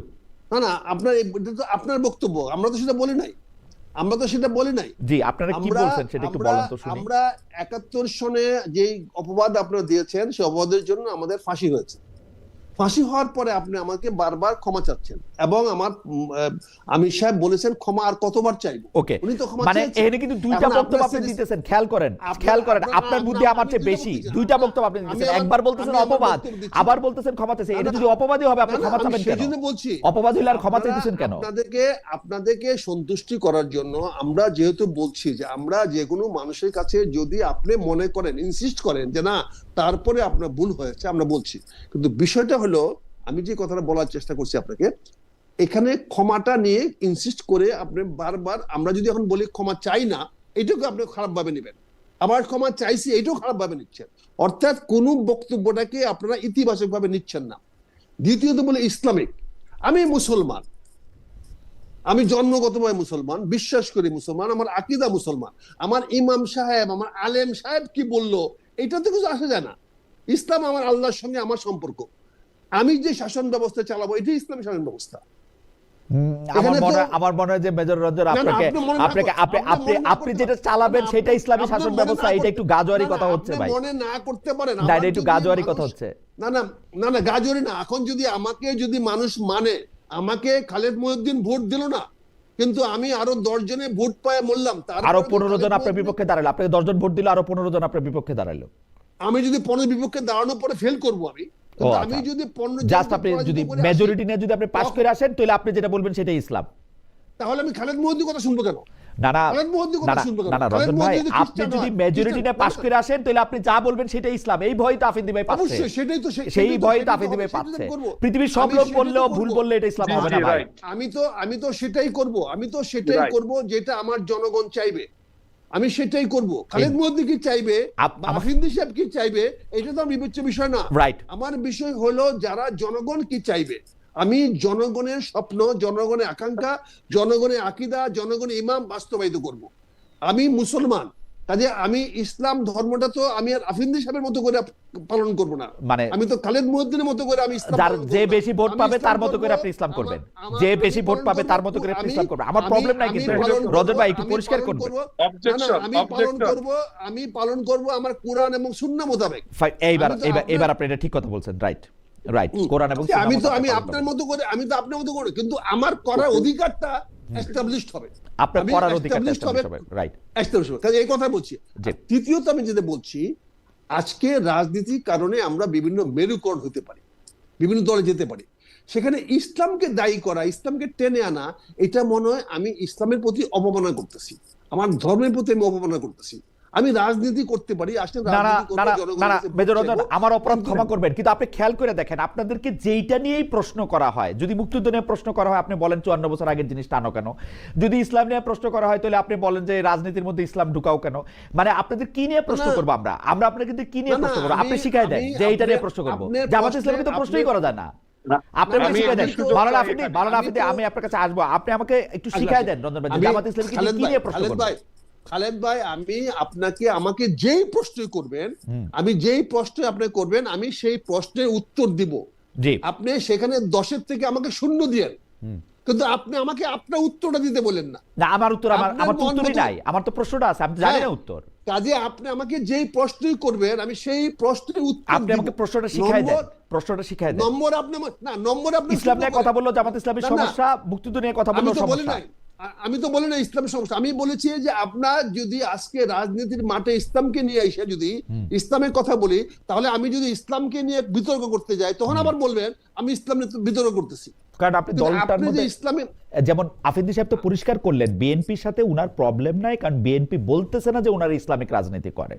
জামায়াতে ইসলামী কে বলছে আফিদি সাহেব বলছেন বিএনপি আফিন্দি সাহেব বলছে এটাই তো ফাইনাল না। আফিন্দি সাহেবের বক্তব্যটা আমি তো বিএনপি করে আসছি, আফিন্দি সাহেবের চেয়ে বেশি তো বিএনপিকে আমি চিনি এবং জানি। রাইট, আমরা তো সবসময় বিএনপি বলে আসতেছি আমরা ইসলামের ধারক বাহক, আমরা দেশে বিসমিল্লাহ মনে মনে আনছি, আমরা এই দেশে আমরা ইসলাম শাসন ব্যবস্থা করছি। আচ্ছা আমি আচ্ছা ধর্মীয় আচ্ছা মূল্য- আচ্ছা ধর্মীয় মাওলানা আফিদি, মূল্যবোধে বিশ্বাস- মাওলানা আফিদি, ধর্মীয় মাওলানা আফিদি মূল্যবোধ- আমি একটা এখানে মিনিট আসতেছি। সময় দেন, কাজে এখানে- মেজর রঞ্জন শেষ করুন, না, তারপর আপনি বলবেন। ধর্মীয় মূল্যবোধে বিশ্বাসী মাওলানা ইসলামী, আফিদি, ধর্মীয় মূল্যবোধে ইসলামী মাওলানা মূল্যবোধে আফিদি, বিশ্বাসী আমার মনে হয় যে আমরা দল। সবাই কথা বললে এটা আমরা ঠিক শুনতে আছে। পারবো না। মেজর রঞ্জন শেষ করুক 1 মিনিটে, তারপর আপনি বলবেন। ধন্যবাদ। জি, হ্যাঁ, জি, সেখানে জি। আমি বলছি যে আপনি আমাকে যে কোনো ধরনের প্রশ্ন করেন, প্রশ্নের উত্তরে আপনি আমাকে 0 দেন, কিন্তু সে উত্তরটাকে আবার বিতর্কের মধ্যে নিয়ে যায় না, ওকে, উত্তরটা আবার বিতর্কের মধ্যে নিয়ে যান না। মানে প্রশ্ন আমি জিরো দিব, বলছি, উত্তরটা বিতর্কে নিব না, তাই তো?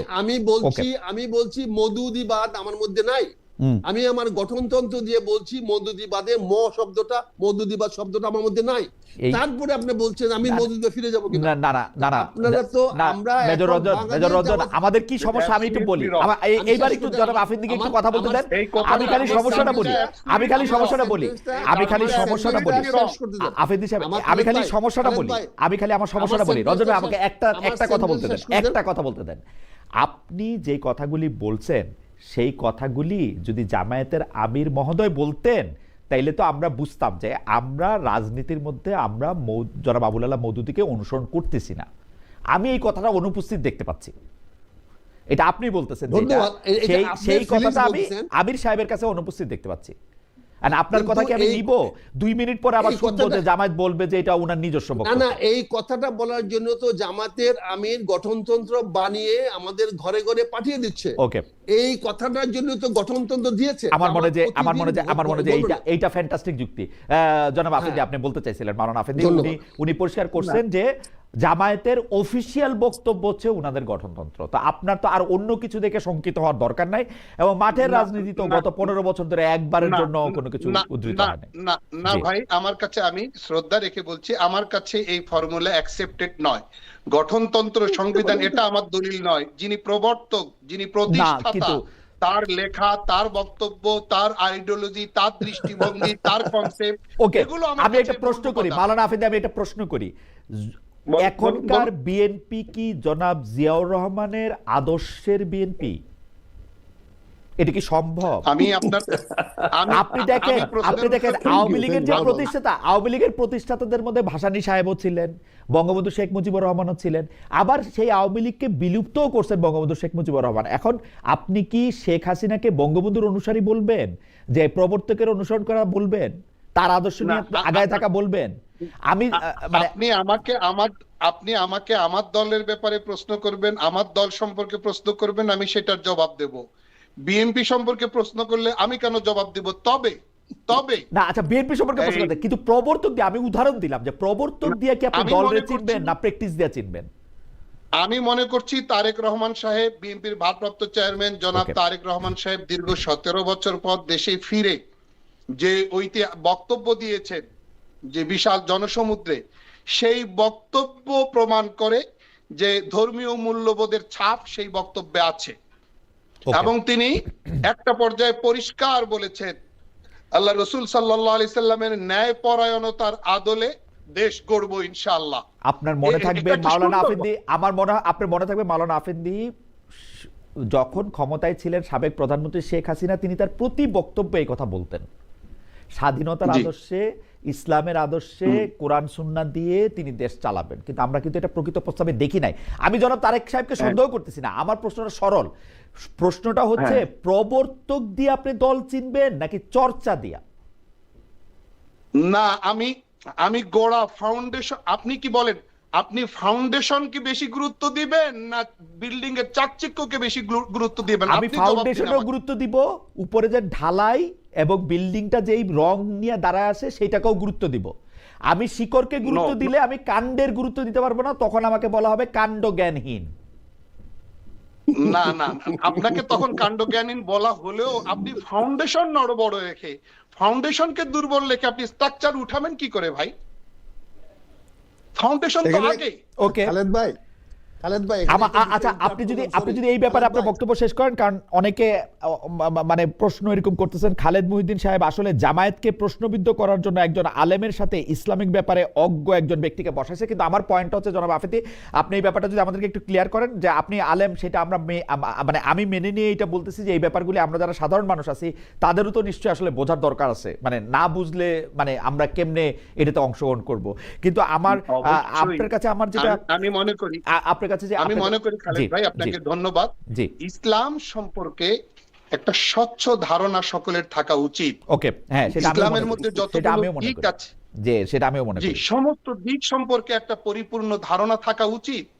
সেটা আকীদার প্রশ্নে হোক, সেটা ইসলাম ধর্মের বিধিবিধান সংক্রান্ত হোক, সেটা ইসলাম ধর্মের আরো কোনো অন্য সাইট নিয়ে হোক, ব্যবহার আচার অনুষ্ঠান কেন্দ্রিক হোক, সর্বক্ষেত্রে আমি মনে করি একটা পরিপূর্ণ ধারণা থাকা উচিত। ওকে, এই যে একটা সহজ সব জায়গায় ইসলামের সাইনবোর্ড ব্যবহার করে, ইসলামের লেভেল ব্যবহার করে বলা, আবার বলা যে না আমরা কারো প্রশ্নের জবাবে এটা স্পষ্ট বলে দেওয়া, আমরা কবে বলেছি যে আমরা ক্ষমতায় গেলে এই ইসলামী শরিয়া বাস্তবায়ন করব, শরিয়া আইন বাস্তবায়ন করব। এই যে দুই রকম, এই যে দ্বিচারিতা, আমি মনে করি এগুলো ওকে ওকে দ্বিচারিতা থেকে বাইরে হয়ে আসতে বলতেছেন জসিমউদ্দিন নামে একজন দর্শক। আমি জনাব মেজর আখতারুজ্জামান রঞ্জনের কাছে যাচ্ছি। আমি প্রশ্নটা করে রাখি মাওলানা আফিন্দি, আপনাকে একটু আমি প্রশ্ন করতে চাই, যেটা আপনি পরে জবাব দিবেন, যে বিএনপিও তার জোট দলের প্রার্থী মিলে প্রায় শখানেক প্রার্থী আপনাদের জোটের বিদ্রোহী প্রার্থী। আপনার আসনে বিএনপির একটি অংশ আপনার মনোনয়ন নিয়ে আপত্তি তুলেছিল। এই অবস্থায় স্থানীয় বিএনপি নেতাকর্মীদের আপনি কিভাবে আশ্বস্ত করছেন এটা আপনার জন্য বা আপনাদের জন্য বাড়তি চ্যালেঞ্জ কিনা? এটা আপনি যেহেতু একদম ভোটের মাঠে আছেন, ভোটের মাঠ থেকে এই প্রশ্ন আপনাকে করতে হচ্ছে। আমি একটু জনাব রঞ্জনের কাছে যাচ্ছি, একটু উত্তরটা নিব। নির্বাচনী প্রশ্ন, যে নির্বাচনী প্রশ্ন একটু করবো আপনার কাছে, যে আসতেছি আমরা একটু জনাব রঞ্জনের কাছে যাই। জনাব রঞ্জন, একজন দর্শক উনি প্রশ্ন করতেছেন যে খালেদ ভাই, আপনি জামাতের যে কোনো প্রশ্ন করলে জামাতের নেতাদেরকে নিয়ে এসে করবেন, মেজর আখতারুজ্জামানকে কেন করেন? তিনি তো মাত্র সংগঠনে এসেছেন, এখনো তো ভালো করে তিনি উত্তর দিতে পারবেন না। আমি একটু ব্যাখ্যা করি ভাই। আমি মেজর আখতারুজ্জামান রঞ্জনকে জামাতের নীতি নির্ধারণের জায়গা থেকে প্রশ্ন করতেছি না, তিনি এখনো নীতি নির্ধারক নন।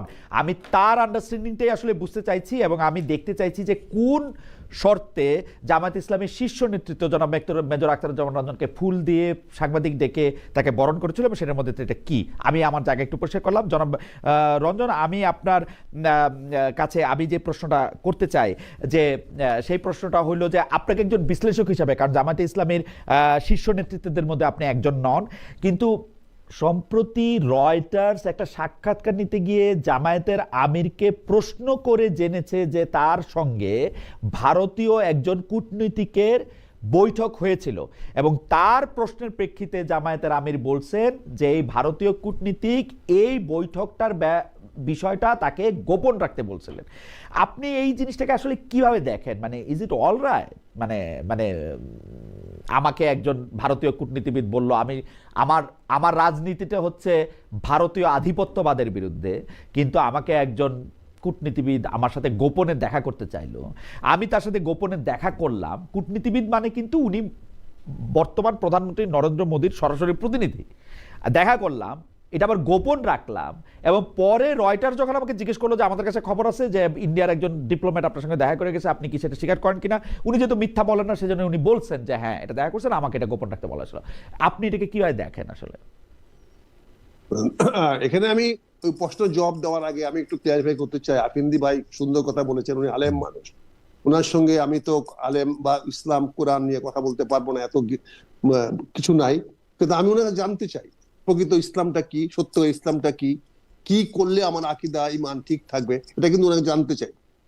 এখানে ওনার অনেকগুলা কথার মধ্যে আমার একটা কথা মনে হয়েছে, আমরা ছোট সময় চুটকি পড়তাম, একটা বাঘ হরিণ খাবে, হরিণকে বলছে আমি তোকে খাবো, তোর অপরাধ কি? তুই আমার পানি গুলা করছিস। বলে আমি তো তোমার নিচে আছি, আমি পানি গুলা করলাম, তুমি তোমার উপরে।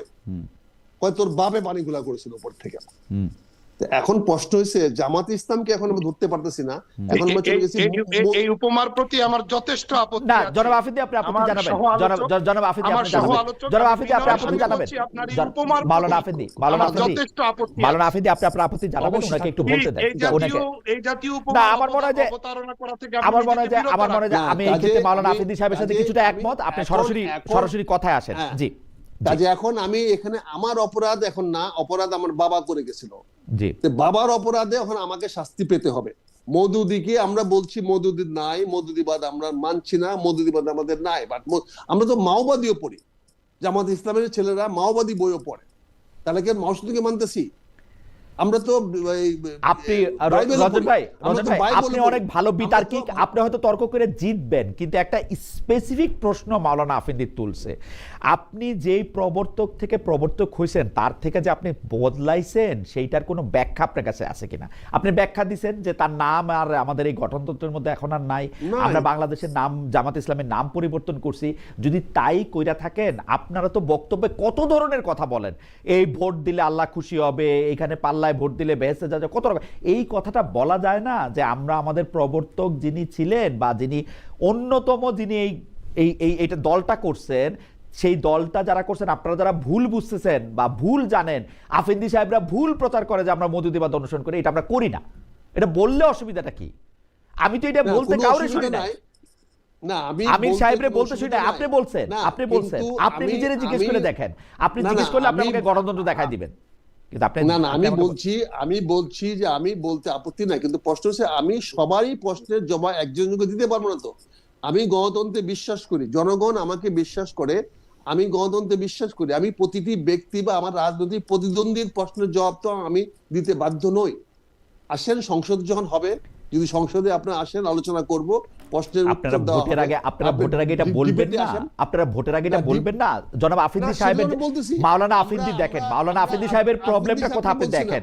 মাওলানা আমরা আফেন্দি আফেন্দি সাহেবরা, সাহেবকে তো আমরা আফেন্দি সাহেবদেরকে বা বিএনপি কে স্যাটিসফাইড করার জন্য বক্তব্য দিচ্ছি না। আপনি বাংলাদেশের সব আমরা মানুষকে বক্তব্য- স্যাটিসফাই করার জন্য আমরা বক্তব্য দিবেন, আপনি বাংলাদেশের রাষ্ট্র ক্ষমতায় যাইতে জনগণের কাছে চাচ্ছেন, বক্তব্য দিচ্ছি। আমাদেরকে স্যাটিসফাই আমরা করতে হবে তো, বাংলাদেশের- আমাদের আমরা স্যাটিসফাই করতে হবে তো, আমাদের স্যাটিসফাই না আমি করে তো- আমরা আমি- জিজ্ঞেস আমি করতেছি তো- আপনারা না, শরিয়া, না, আপনারা না। শরিয়া আইন চালু করবেন, আপনারা বলেন যে এটা কিন্তু পরে আপনি বলবো। আপনি আপনি আপনি- যে আমাদের কথা বলছেন, আমি সেই প্রশ্নের জবাব তো খালেদ মহিউদ্দিন সাহেবকে দিব না। কারণ খালেদ মহিউদ্দিন সাহেবের মাধ্যমে যত লোকের সঙ্গে আমরা যোগাযোগ করতে পারি, তার চেয়ে অনেক বেশি বেশি সঙ্গে আমাদের যোগাযোগ হয়, তারা অনেক বেশি দেখা হয়। কারণ আপনার মিডিয়াতে যারা আমরা কথা বলি, সেটা একটা মিডিয়ার অংশ। Right. কিন্তু এছাড়াও জনগণের সঙ্গে সংযোগ আমাদের আছে। Okay. আমরা জনগণের ভোট চাচ্ছি এবং সেখানে জনগণ ভোট দেবে। ওকে, আমরা জনগণকে কি ইহজীবনে- বলেন, জনগণকে পরিষ্কার করেন, জনগণকে পরিষ্কার করেন যে এই জনগণ ব্যাপারটা। পরিষ্কার না হলে আমাদেরকে ভোট দেবে কেন? জনগণ যদি আমরা পরিষ্কার করতে না না, না আপনি পারি, তো জনগণ আমাকে আপনি তো ভোট দেবে কেন? কথাকে আপনার মানে কি বলে অসাধারণ তীক্ষ্ণ মেধা দিয়ে আপনি তো কথাকে ঘুরাচ্ছেন। ভাই আমি আপনাকে সরাসরি একটা প্রশ্ন করতেছি, আপনারা কি জনগণকে গিয়ে এই কথা বলেন যে না আমরা আসলে আমরা- আবুল আলাহ মওদুদীকে অনুসরণ করতেছি না, আমরা ইসলামী শরিয়া পালন করব, দেশের রাষ্ট্র ক্ষমতা আনলে বা করব না, কোনো কিছু কি আপনারা পরিষ্কার করেন? এটা তো জনগণ আমাকে জানতে চাচ্ছে না, প্রশ্ন করতেছে না।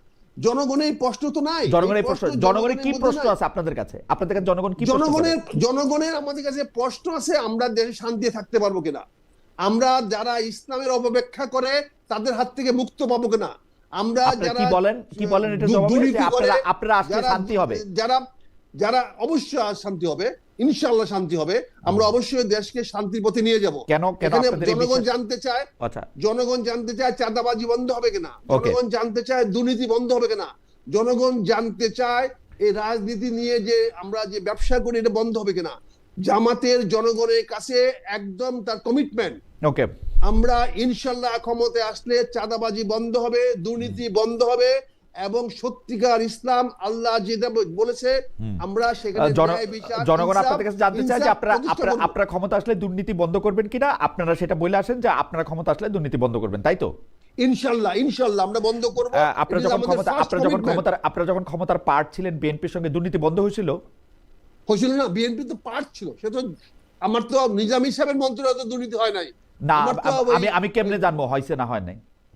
এটা জনগণ দেখছে, তো জনগণ তো বলতেছে। ওকে, মানে নিজামী সাহেবের নামে নিজামী তো সাহেব দুর্নীতি খালেদা বন্ধ করেন নাই। নিজামী সাহেব বেগম খালেদা জিয়ার ক্যাবিনেটে বসতেছেন, খালেদা জিয়ার ক্যাবিনেট দুর্নীতিগ্রস্ত ছিল, নিজামী সাহেব আর মুজাহিদ সাহেব ছিল হচ্ছে সবচেয়ে ভালো, এই হচ্ছে জনগণ জানতেছে। সেটা তো প্রধানমন্ত্রী কালেক্টিভ রেসপন্সিবল, কিন্তু মন্ত্রী তো রেসপন্সিবল না। মন্ত্রী একা ভালো করার চেষ্টা করছে, সেখানে 10 কেজি গুড়ের মধ্যে 1 কেজি গুড় ছিল এবং ভালো। জীবনে কোনোদিন নিজামী 9 সাহেব মুজাহিদ সাহেবের কাছে শুনি নাই যে বিএনপির এই গভর্নমেন্ট দুর্নীতি করতেছে, শুনি নাই কিন্তু যখন ওনারা মন্ত্রী ছিলেন। শুনি নাই কেন? সেটা তাদের আনুগত্যের কারণে তারা বলে নাই। এই কিন্তু আমি যেটা এই বলছি, দুর্নীতিগ্রস্ত যে ক্যাবিনেটের 10 কাছে কেজি- তাদের আনুগত্য, 10 কেজি দুর্নীতিগ্রস্ত ক্যাবিনেটের কাছে আনুগত্য, তাই তো? না প্রধানমন্ত্রীর কাছে আনুগত্য। উনি যেহেতু ওই প্রধানমন্ত্রী মানে কি ওই সরকার দুর্নীতি করছে, চাঁদাবাজি করছে, ওই সরকারের ক্ষেত্রে আমি অনুগত থাকলাম। সেই তখন যদি ওটার থেকে বেরিয়ে আসে, তাহলে তখন তাকে বলবেন। না, যেমন আমি আমার দলে প্রতিবাদ করার জন্য 5 বার বহিষ্কার হয়েছি, সেই জন্য তো আমি আমার প্রতিবাদ বন্ধ রাখবো, আমি আর প্রতিবাদ বন্ধ রাখবো। আমাকে তো 5টা অ্যাওয়ার্ড দেন নাই, আমি এখন আমাকে প্রতিবাদ গালাগালি বন্ধ রাখবো। করেছেন, আমাকে বলেছেন যে আমি দলের ডিসিপ্লিন মানি না, দলের নিয়ম মানি না, আপনারা বলেছেন। কিন্তু আমি তো প্রতিবাদ করেছি দলের, ওকে, যখন দলের যত ভুল দেখেছি প্রতিবাদ করেছি, প্রতিবাদ করে আজকে আমি আমার অবস্থানটা কোথায় গিয়ে দাঁড়িয়ে আছে, সেখানে তো আপনি অ্যাপ্রিশিয়েট করেন নাই খালেদ ভাই, সেখানে তো আপনি বলেন নাই যে আমি বুঝি না যে জিনিসটা আপনি উত্তরটা ভালো দিচ্ছেন কিনা, আপনি পরে শুনে দেখবেন, কারণ আপনি অনেক ভালো বিতার্কিক। মানে দুর্নীতির প্রশ্নে যে জামায়াত সরকারে আসলে যে দুর্নীতি একদমই করা হবে না বা করা যাবে না, ওইটা আমি কেমনে বিশ্বাস করবো এটা আমি পরিষ্কার হয়নি। তবে জনাব মাওলানা আফেন্দির কাছে আমি একটু আসি। জনাব মাওলানা আফেন্দি, আপনি একটু আপত্তি জানাতেছিলেন যে উদাহরণটার প্রশ্নে। আপনি কি আসলে দেখেন ইসলাম ধর্মে একটা কিন্তু মানে মানে একটা প্রমিস আছে যে এটা হচ্ছে পিতার অন্যায়ের জন্য কিন্তু পুত্রকে শাস্তি দেওয়া যাবে না, মানে যার যার অপরাধের দায় তার কাছেই পড়ে। তা আপনারা সেটা করতেছেন কিনা? তিনি এটা একটা উদাহরণ মানে আপনি প্রতিষ্ঠাতার বা প্রবর্তকের এটা আপনি করতেছেন কিনা, এবং আপনাদের ক্ষেত্রে অনেক বিদ্রোহী দল নির্বাচনী প্রশ্ন করছিলাম, সেটাও আপনি যদি একটু বলেন। জি মাওলানা আফেদি। জি জি, প্রথমত কথা হলো শুধু পিতা পুত্রের ব্যাপার না, আল্লাহ তাআলা কোরআন শরীফে বলেছেন ওয়ালা তাজিরু ওয়াজিরাতুন বিজরা উখরা, একজনের পাপের দায় আরেকজন নেয় না, এটাও কোরআনী ফর্মুলা। জি জি, এটা ঠিক আছে, কিন্তু গোড়া যেই জায়গা থেকে আমার উৎপত্তি সেই জায়গাটাকে আমি আমার আলোচনার টেবিল থেকে মাইনাস করতে পারি না। তাদের সিলেবাসে এই বই পুস্তকগুলো রয়ে গেছে। জি জি, হ্যাঁ, তারা এগুলো স্টাডি করে। না ঠিক আছে, এই পয়েন্ট আপনি অনেকবার বলছেন, আপনি একটা পয়েন্ট অনেকবার বলছেন, যদি আপনি একটু মুভ অন করেন। জি, এটা আপনি বলছেন অনেকবার, কিন্তু আমার বিপক্ষে আমি একটু বলি মাওলানা আফেদি, আমার বিপক্ষে একটু আমি বলি। আমি কিন্তু জামায়াতে ইসলামীকে একটা সাধারণ মানুষের চোখ দিয়ে বিবেচনা করতেছি, বাংলাদেশের একটা সাধারণ মানুষের নাগরিক। আমি আপনাকে বলতেছি আসলেই আমার এই বই পুস্তকগুলি পড়া আছে, মানে এটা জনাব গোলাম আজম যে বই পুস্তকগুলি লিখছেন, মাওলানা মওদুদী, আপনি ঠিকই বলছেন যে আমি অনুবাদে পড়ছি, আমি উর্দু পড়তেও পারি না, কিন্তু আমি কিন্তু জামায়াতে ইসলামীকে দেখি নাই গত 15, 20, 25 বছর ধরে, বা জামায়াতের গঠনতন্ত্রের কথা জনাব বলছেন যে এটার থেকে তো আমরা এটা দেখতেছি না যে ওনারা এইভাবে চালাতে চাইতেছেন, বরং ওনারা ওনাদের প্রতিটা কথায় যেগুলি ইসলামের আসলে ফান্ডামেন্টাল, মানে দুর্নীতি করা যাবে না, হিংসা করা যাবে, মানে যেগুলি খারাপ, মিছা কথা না বলা, এগুলির ব্যাপারে কিন্তু তারা জোর দিচ্ছেন। এবং এই কথা কিন্তু সত্য যে জনাব মতিউর রহমান নিজামী, জনাব আবুল হাসান মোহাম্মদ মুজাহিদ, তাদের মন্ত্রণালয় সম্পর্কে যেরকম এগুলো দুর্নীতির কথা শোনা যায় না, তাদের পরিচালিত প্রতিষ্ঠানগুলি এই বাংলাদেশে সবচেয়ে ভালো চলছে। আমি ইবনে সিনা, ইসলামী ব্যাংক, এগুলি অনেকগুলি উদাহরণ দিতে পারি আসলে। জি, যেহেতু আপনি 15-16 বছর স্টাডি করে বাংলা বই পুস্তক পড়ে এটা পান নাই, এই কারণেই তো আমাদের বেশি সতর্ক করা দরকার, আপনারা দেখতেছেন না।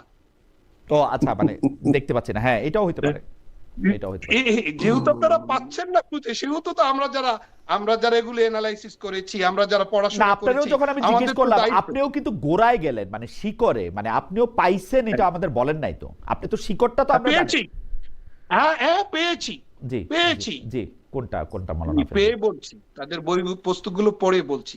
হ্যাঁ, দ্বিতীয় কথা হলো, আমরা বাংলাদেশ জামাত ইসলামীকে একটি দল হিসেবে আমরা এখানে আপনাকে কোনো কথা বলছি না, বরং আমরা আমাদের সেফটি এবং সুরক্ষার জায়গা থেকে আমরা 5 আগস্ট পরবর্তী, অভ্যুত্থান পরবর্তী বাংলাদেশে আপনি দেখবেন, লক্ষ্য করলে, স্টাডি করলে এই বাস্তব সত্য আপনার কাছে উন্মোচিত হবে নিঃসন্দেহে, যে আমরা কখনো অবস্থান পরিবর্তন করিনি, আমরা এক জায়গায় ছিলাম। আপনি আমাদেরকে স্টাডি করলে সহজেই এই বাস্তবতার সন্ধান পাবেন। এক জায়গায় ছিলাম, মানলাম, কোনো নড়াচড়া করিনি। বাংলাদেশ জাতীয়তাবাদী দল বিএনপির সঙ্গে আনুষ্ঠানিক ঘোষণা দিলাম মাত্র সেদিন, মাসখানেক আগে, চূড়ান্ত কোনো সিদ্ধান্ত হয়নি, হলো তো সেটা সেদিন। আমরা সদা এই কথাই বলে আসছি যে আমাদের অতীতের তিক্ত অভিজ্ঞতা, বর্তমান সময়ের বাস্তবতা, আগামীতে কোন পথে চললে কি পরিণতি হতে পারে সেই সম্ভাবনা, এই 3 উপাদানকে বিবেচনায় এনে আমরা আমাদের কর্মকৌশল নির্ধারণ করেছি। আচ্ছা, আমি একটা ব্যাপারে আপনার একটা দৃষ্টি আকর্ষণ করি, যেহেতু আজকে আসলে ভোটের আলোচনাটা সেই যেভাবে আসতেছে না, আমরা আরেকদিন নিশ্চয় আপনার সাথে ভোটের সাথে কথা বলবো। আমাদের একজন দর্শক উনি বলতেছেন, আমাদের দর্শক একদিন বলতেছেন যে ওনার নাম আরিফুল ইসলাম অফিসিয়াল, যে খালেদ ভাই আপনি পরিষ্কার না হলো, জনগণ মোটামুটি পরিষ্কার, জামায়াত আসলে দুর্নীতি তুলনামূলক কম হবে, ভোটে জিতবে কিনা তা জানি না। এক্স্যাক্টলি এই কথাটা আমি যেন আরো কয়েকজন লোকের কাছে শুনছি যে জামায়াত আসলে বাংলাদেশে দুর্নীতি কম হবে। আপনি এই প্রসঙ্গের ক্ষেত্রে আপনি এটা কিছু বলবেন কিনা, মানে জামায়াত আসলে অন্যদের মতো দুর্নীতি করবে, এইটা আমি জামায়াতের শত্রুদের মধ্যে বলতে শুনি নাই খুব একটা, মানে আমি শুনি নাই আর কি, আমি জানি না, আপনি কি বলবেন এটার ব্যাপারে? এইটা আপনি জামাত যেহেতু ইসলামের কথা বলে, এই জন্য ইসলামের মধ্যে দুর্নীতির কোনো মানে স্থান নাই। ইসলাম দুর্নীতির বিরুদ্ধে, সকল অনৈতিকতার বিরুদ্ধে, সকল মানে অপরাধের বিরুদ্ধে জিরো টলারেন্স নীতি গ্রহণ করেছে ইসলাম। ইসলামে কোনো ছাড় নাই। যেহেতু জামাত ইসলামী ইসলামের কথা বলে, স্বাভাবিকভাবে ইসলামী ফর্মুলায় মানুষ এই ধরনের পারসেপশন, এই ধরনের আশা পোষণ করবে, এটাই তো স্বাভাবিক। এটাই তো আমরা এই ধরনের পারসেপশনকে আমরা সম্মান করি। বাট অন্য জায়গায় যদি প্রবলেম থাকে, তাহলে এইরকম সুন্দর চর্চা, শোভাবর্ধন, এটার আগে আমাদের গোড়া ঠিক করতে হবে। এটা এই ব্যাপারে আমাদের পরিষ্কার কথা। মাওলানা আফেদির কথা একদমই পরিষ্কার। আমি একটু জনাব রঞ্জন একটু কথা বলতে চাইছিলেন, আমাদের একজন দর্শক, ওনার নাম তাহসিন, উনি ছাড়াও আরো অনেকজন দর্শক অনেক কথা বলছেন। আমি কথাগুলি একটু রিফ্রেশ করছি। তাহসিন সাহেবের কথাটা একটু বলি। উনি বলতেছেন যে মানে দর্শকরা বলতেছেন যে দুর্নীতি তো শুধু অর্থনীতিভাবেই করা যায় না, দুর্নীতি নানাভাবে করা যায়। এর মধ্যে তিনি বর্তমান সময়ের একটা কথা আপনাদের বলছেন যে তাসিন উনি খালেদ ভাই রাকসুর জিএস আম্মারের আচরণ স্বৈরাচারী এবং বক্তব্য ধ্বংসাত্মক একটি ইসলামিক ছাত্র সংগঠনের প্রতিনিধির আচরণ এমন হওয়ার কথা কিনা। এরকম কিন্তু আমরা নানা জায়গায় এরকম আমরা নানা রকম দেখি। আমি দেখি যে স্টুডেন্ট ইউনিয়নগুলিতে নির্বাচিত হওয়ার আগে একরকম চেহারা, নির্বাচিত হওয়ার পরে একরকম চেহারা, এবং এইটা খুবই একটা সুবিধাজনক অবস্থান। যখনই এই ধরনের ব্যাপারগুলি সমালোচিত হয়, জামাত ইসলামী বলে দেয় ওইটা ওনার নিজস্ব বক্তব্য। অথচ চিটাগাংয়ে আমরা যেই মাপের নেতার কাছ থেকে এই ধরনের বক্তব্য শুনছি, সেই মাপের নেতারা পলিট ব্যুরোতে বসেন, জামাত মানে শুরাতে বসেন। তারা আমি জানি না, মানে বাংলাদেশে জামাত ইসলামিক ক্ষমতা মানে জিতলে উনি হয়তো স্বরাষ্ট্রমন্ত্রী হবেন। পরে আবার বলা হয় যে না, ওনার এই বক্তব্য আসলে আমার বক্তব্য না। এইটা আপনি যদি একটু ব্যাখ্যা করেন যে মানে এটা আমরা কেমনে কি করব এটা নিয়ে। ধন্যবাদ খালেদ ভাই। এখানে আমি একটা জিনিস তুলেছি, এখানে দেখেন তাফহিমুল কুরআন, এটা একটা খণ্ড আমি এখানে দেখাচ্ছিলাম, 21 খণ্ড মওদুদী সাহেব লিখেছেন, এটা বাংলা অনুবাদ করা হয়েছে। এখানে যদি কোনো ভুল থাকে, কোরআন শরীফে যদি কোনো ভুল ব্যাখ্যা থাকে, সেটা আফেন্দি সাহেব বলতে পারেন। এটা তো বাজারে আছে, সবার কাছে আছে। কিন্তু জনাব রঞ্জন আমি আপনাকে বলি, শুধু আফেদি সাহেব না, বাংলাদেশের আলেমদের অনেকে বই লিখে, কিতাব লিখে এগুলি আমি বলছি কেন, এটা কোরআন শরীফের একটা তরজমা করেছেন মওদুদী সাহেব। না, তরজমা আর তাফসীর এক কথা না রঞ্জন ভাই, তাফসীর আর তরজমা দুটো আলাদা কথা। এই তাফহিমুল কোরআন ছাড়াও আরো বহু পুস্তক আছে জনাব মওদুদী রচিত। জি, আমি এখানে আরো বলছি, এখানে মৌলানা মওদুদীর অনেকগুলো বই আমার সামনে আছে। তার মধ্যে আরেকটা আছে ইসলামিক বুনিয়াদী শিক্ষা। এই দেখেন ইসলামিক বুনিয়াদী শিক্ষা, এটা মওদুদী সাহেব লিখেছেন। এখানে আমাদের কাছে গোলাম আজম সাহেব কি বলেছেন, এটা আমাদের কাছে লেখা আছে। অধ্যক্ষ মৌলানা তৈবুজ্জামান জামাত ইসলাম সাহেব সম্বন্ধে কি লিখেছেন এখানে বলা আছে, আলেম সাহেবরা বলেছেন। আচ্ছা, আপনাদের একজন দর্শক বলছেন যে আম্মার তো শিবির করেন না, সেটা আমি জানি কিনা। আমি দেখেছি যে শিবিরের কর্মীরা আম্মারকে সমর্থন করছেন, এবং আমি জাকসুতেও দেখছি যে শিবিরের নেতা কিভাবে কথা বলছেন, পরে তার কথাকে আলাদা কথা বলছে। আমাদের দর্শকরা বলতেছেন যে আম্মার শিবির করেন না, এটা আপনি জানেন কিনা। মানে হয়বার আরেক দর্শক এটা বলছেন যে আরেকটা দর্শকের কথা বলি, উনি আমাকে বলছেন যে সরকারের জুয়েল আহমেদ ওনার নাম, সরকারের কোনো প্রতিনিধিকে ডেকে এনে দয়া করে এই প্রশ্নটা করবেন, তারেক রহমানকে এত প্রটোকল কোন আইনে দেওয়া হচ্ছে? সরকারের কোনো প্রতিনিধি আমাদের এখানে আসতে রাজি হলে স্বরাষ্ট্রমন্ত্রীকে পেলে আমি অবশ্যই প্রশ্ন করব। জি, জনাব আখতারুজ্জামান আমাদেরকে বই দেখাচ্ছেন। আমি বইগুলো দেখাচ্ছি, এই বইগুলা তো আছে বাজারে। এখানে যদি কারো ভুল ভ্রান্তি থাকে আলোচনা করতে পারেন, কিন্তু এইটা তো জামাত বলে না, এই জামাত ইসলাম বলে না যে আমরা এই বই অনুযায়ী চলবো। এখানে তো তারা তাদের গঠনতন্ত্র দিয়েছেন, এবং সেই গঠনতন্ত্র যে অনুযায়ী কমিটমেন্ট তারা করছেন। এবং তারা কি বলছেন, এই সকল মৌলিক বিশ্বাস চেতনার ভিত্তিতে শোষণমুক্ত, ন্যায় ও ইনসাফ ভিত্তিক সমাজ গঠনের উদ্দেশ্যে, মহান উদ্দেশ্যে বাংলাদেশ জামাত ইসলাম এই গঠনতন্ত্র প্রবর্তিত হইল। এখন আমার লিখিত আমরা কিন্তু আগাইতেছি না, মানে মেজর রঞ্জন আপনি একই জায়গায় আছেন, কিন্তু একই যুক্তি বারবার দিচ্ছেন সুন্দর সুন্দর করে কথা বলে। আমার কাছে আমরা তো আগাচ্ছি না, আমাদের জনাব আফেন্দির একটা বক্তব্যর প্রশ্ন, মানে আমরা আসলে এখন 1 ঘন্টা 13 মিনিট প্রায় কথা বললাম, কিন্তু একটা প্রশ্নের উত্তরই উনি চাইছেন শুধু, যে আসলে আপনারা যদি সরকার গঠন করেন তাহলে আপনারা ইসলামী শাসন আনতে কোন ধরনের ইসলাম আপনারা ব্যবহার করবেন, কোন ইসলাম, সেটা আপনারা পরিষ্কার করছেন কিনা। এইটা ছাড়া কিন্তু আর কোনো প্রশ্ন নাই। আপনি বারবার গঠনতন্ত্র আমাদেরকে দেখাইতেছেন, সেই গঠনতন্ত্র দিয়ে এই প্রশ্নের উত্তরে আমি একজন নবীন একজন সদস্য হিসাবে আমি আমার আমিরের সঙ্গে কথা বলে বা আমি জামাতের নেতাদের সঙ্গে কথা বলে যেটা বুঝেছি, জামাত একটি ন্যায় ভিত্তিক, ইনসাফ ভিত্তিক সমাজ ব্যবস্থা গঠন করতে চায়, যেখানে রাষ্ট্রে তার সকল নাগরিক নিরাপদ থাকবে। এখানে এই কথাগুলো মনে রাখতে হবে। ন্যায় এবং ইনসাফ ভিত্তিক একটা সমাজ গঠন করা হবে, এবং এই রাষ্ট্র গঠন করা হবে যে রাষ্ট্রে সকল মানুষ নিরাপদ থাকবে, ধর্ম মত নির্বিশেষে সকল মানুষের নিরাপত্তা নিশ্চিত ন্যায় করা এবং হবে। ইনসাফ ভিত্তিক সরকার গঠন করা হবে। গঠন করা হবে। ন্যায় এবং ইনসাফের এখানে কথা কোনো আমরাও বলি। জায়গায় আচ্ছা এখানে ঠিক আছে, দুর্নীতি, আমার মনে হয় যে আমরা আজকে দুর্নীতি, অনুষ্ঠান শেষ করি, দুর্নীতি, আমরা আজকে অনুষ্ঠান শেষ করি, এখানে আর তো আর আমরা না আগাই। আমি কাছে- আফ্রিদি সাহেবকে একটু শুনি, কাছে আমার অনুরোধ, আমি একটু আফ্রিদি সাহেবকে শুনি। আফেন্দি ভাইয়ের কাছে আমার বিনীত অনুরোধ, আফেন্দি ভাইয়ের কাছে আমার বিনীত অনুরোধ থাকবে, আফেন্দি ভাই আপনারা ভয়ের কিছু নাই, আসেন জনগণের কাছে যাই, জনগণ যাকে ভোট দেবে, আপনাকে ভোট দিলে আপনি শাসন ব্যবস্থা কায়েম করবেন, ইনশাল্লাহ আমরা মেনে নেব।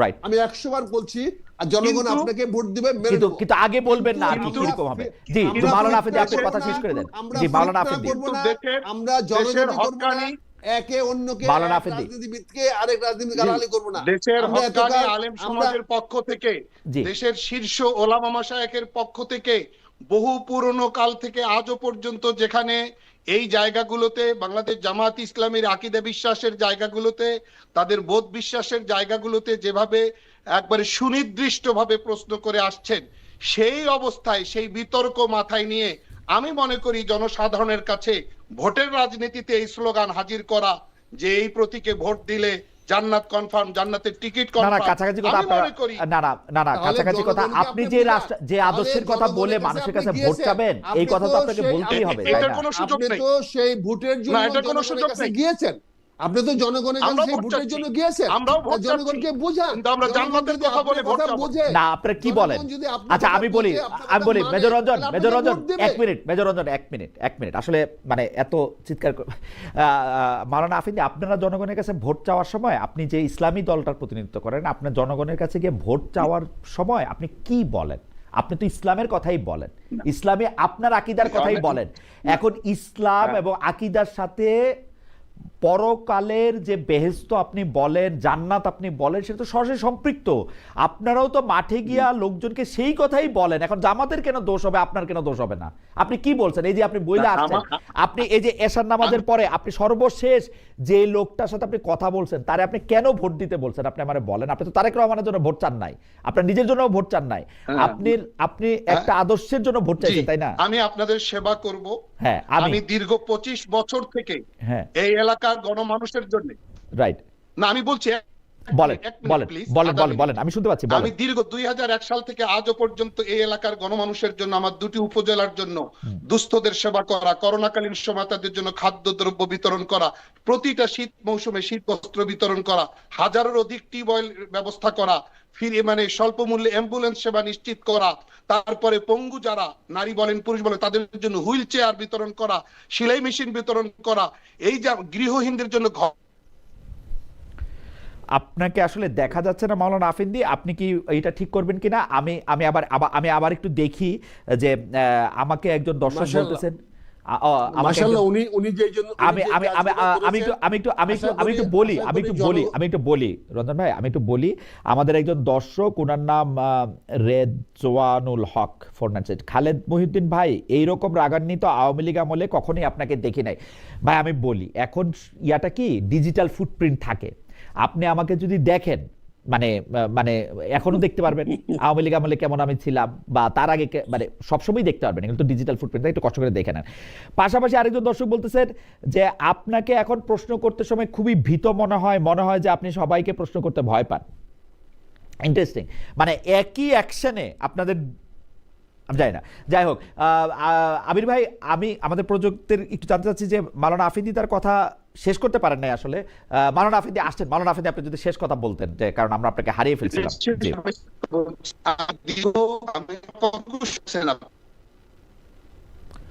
কিন্তু বলা আমার কতটুকু হয়েছে কথা শোনা যাচ্ছে কিন্তু আমার তো পরিষ্কার না, শোনা যাচ্ছে। কথা পরিষ্কার না, একটু মেকানিক্যাল আসতেছে। আপনাকে কি একটু ঠিক করতে করতে আমরা রঞ্জন ভাই থেকে 30 সেকেন্ড একটু শুনে নিব? একদম আমাদের অনুষ্ঠান শেষ কিন্তু আসলে, শুধু আপনার বক্তব্যটা শেষ করেন।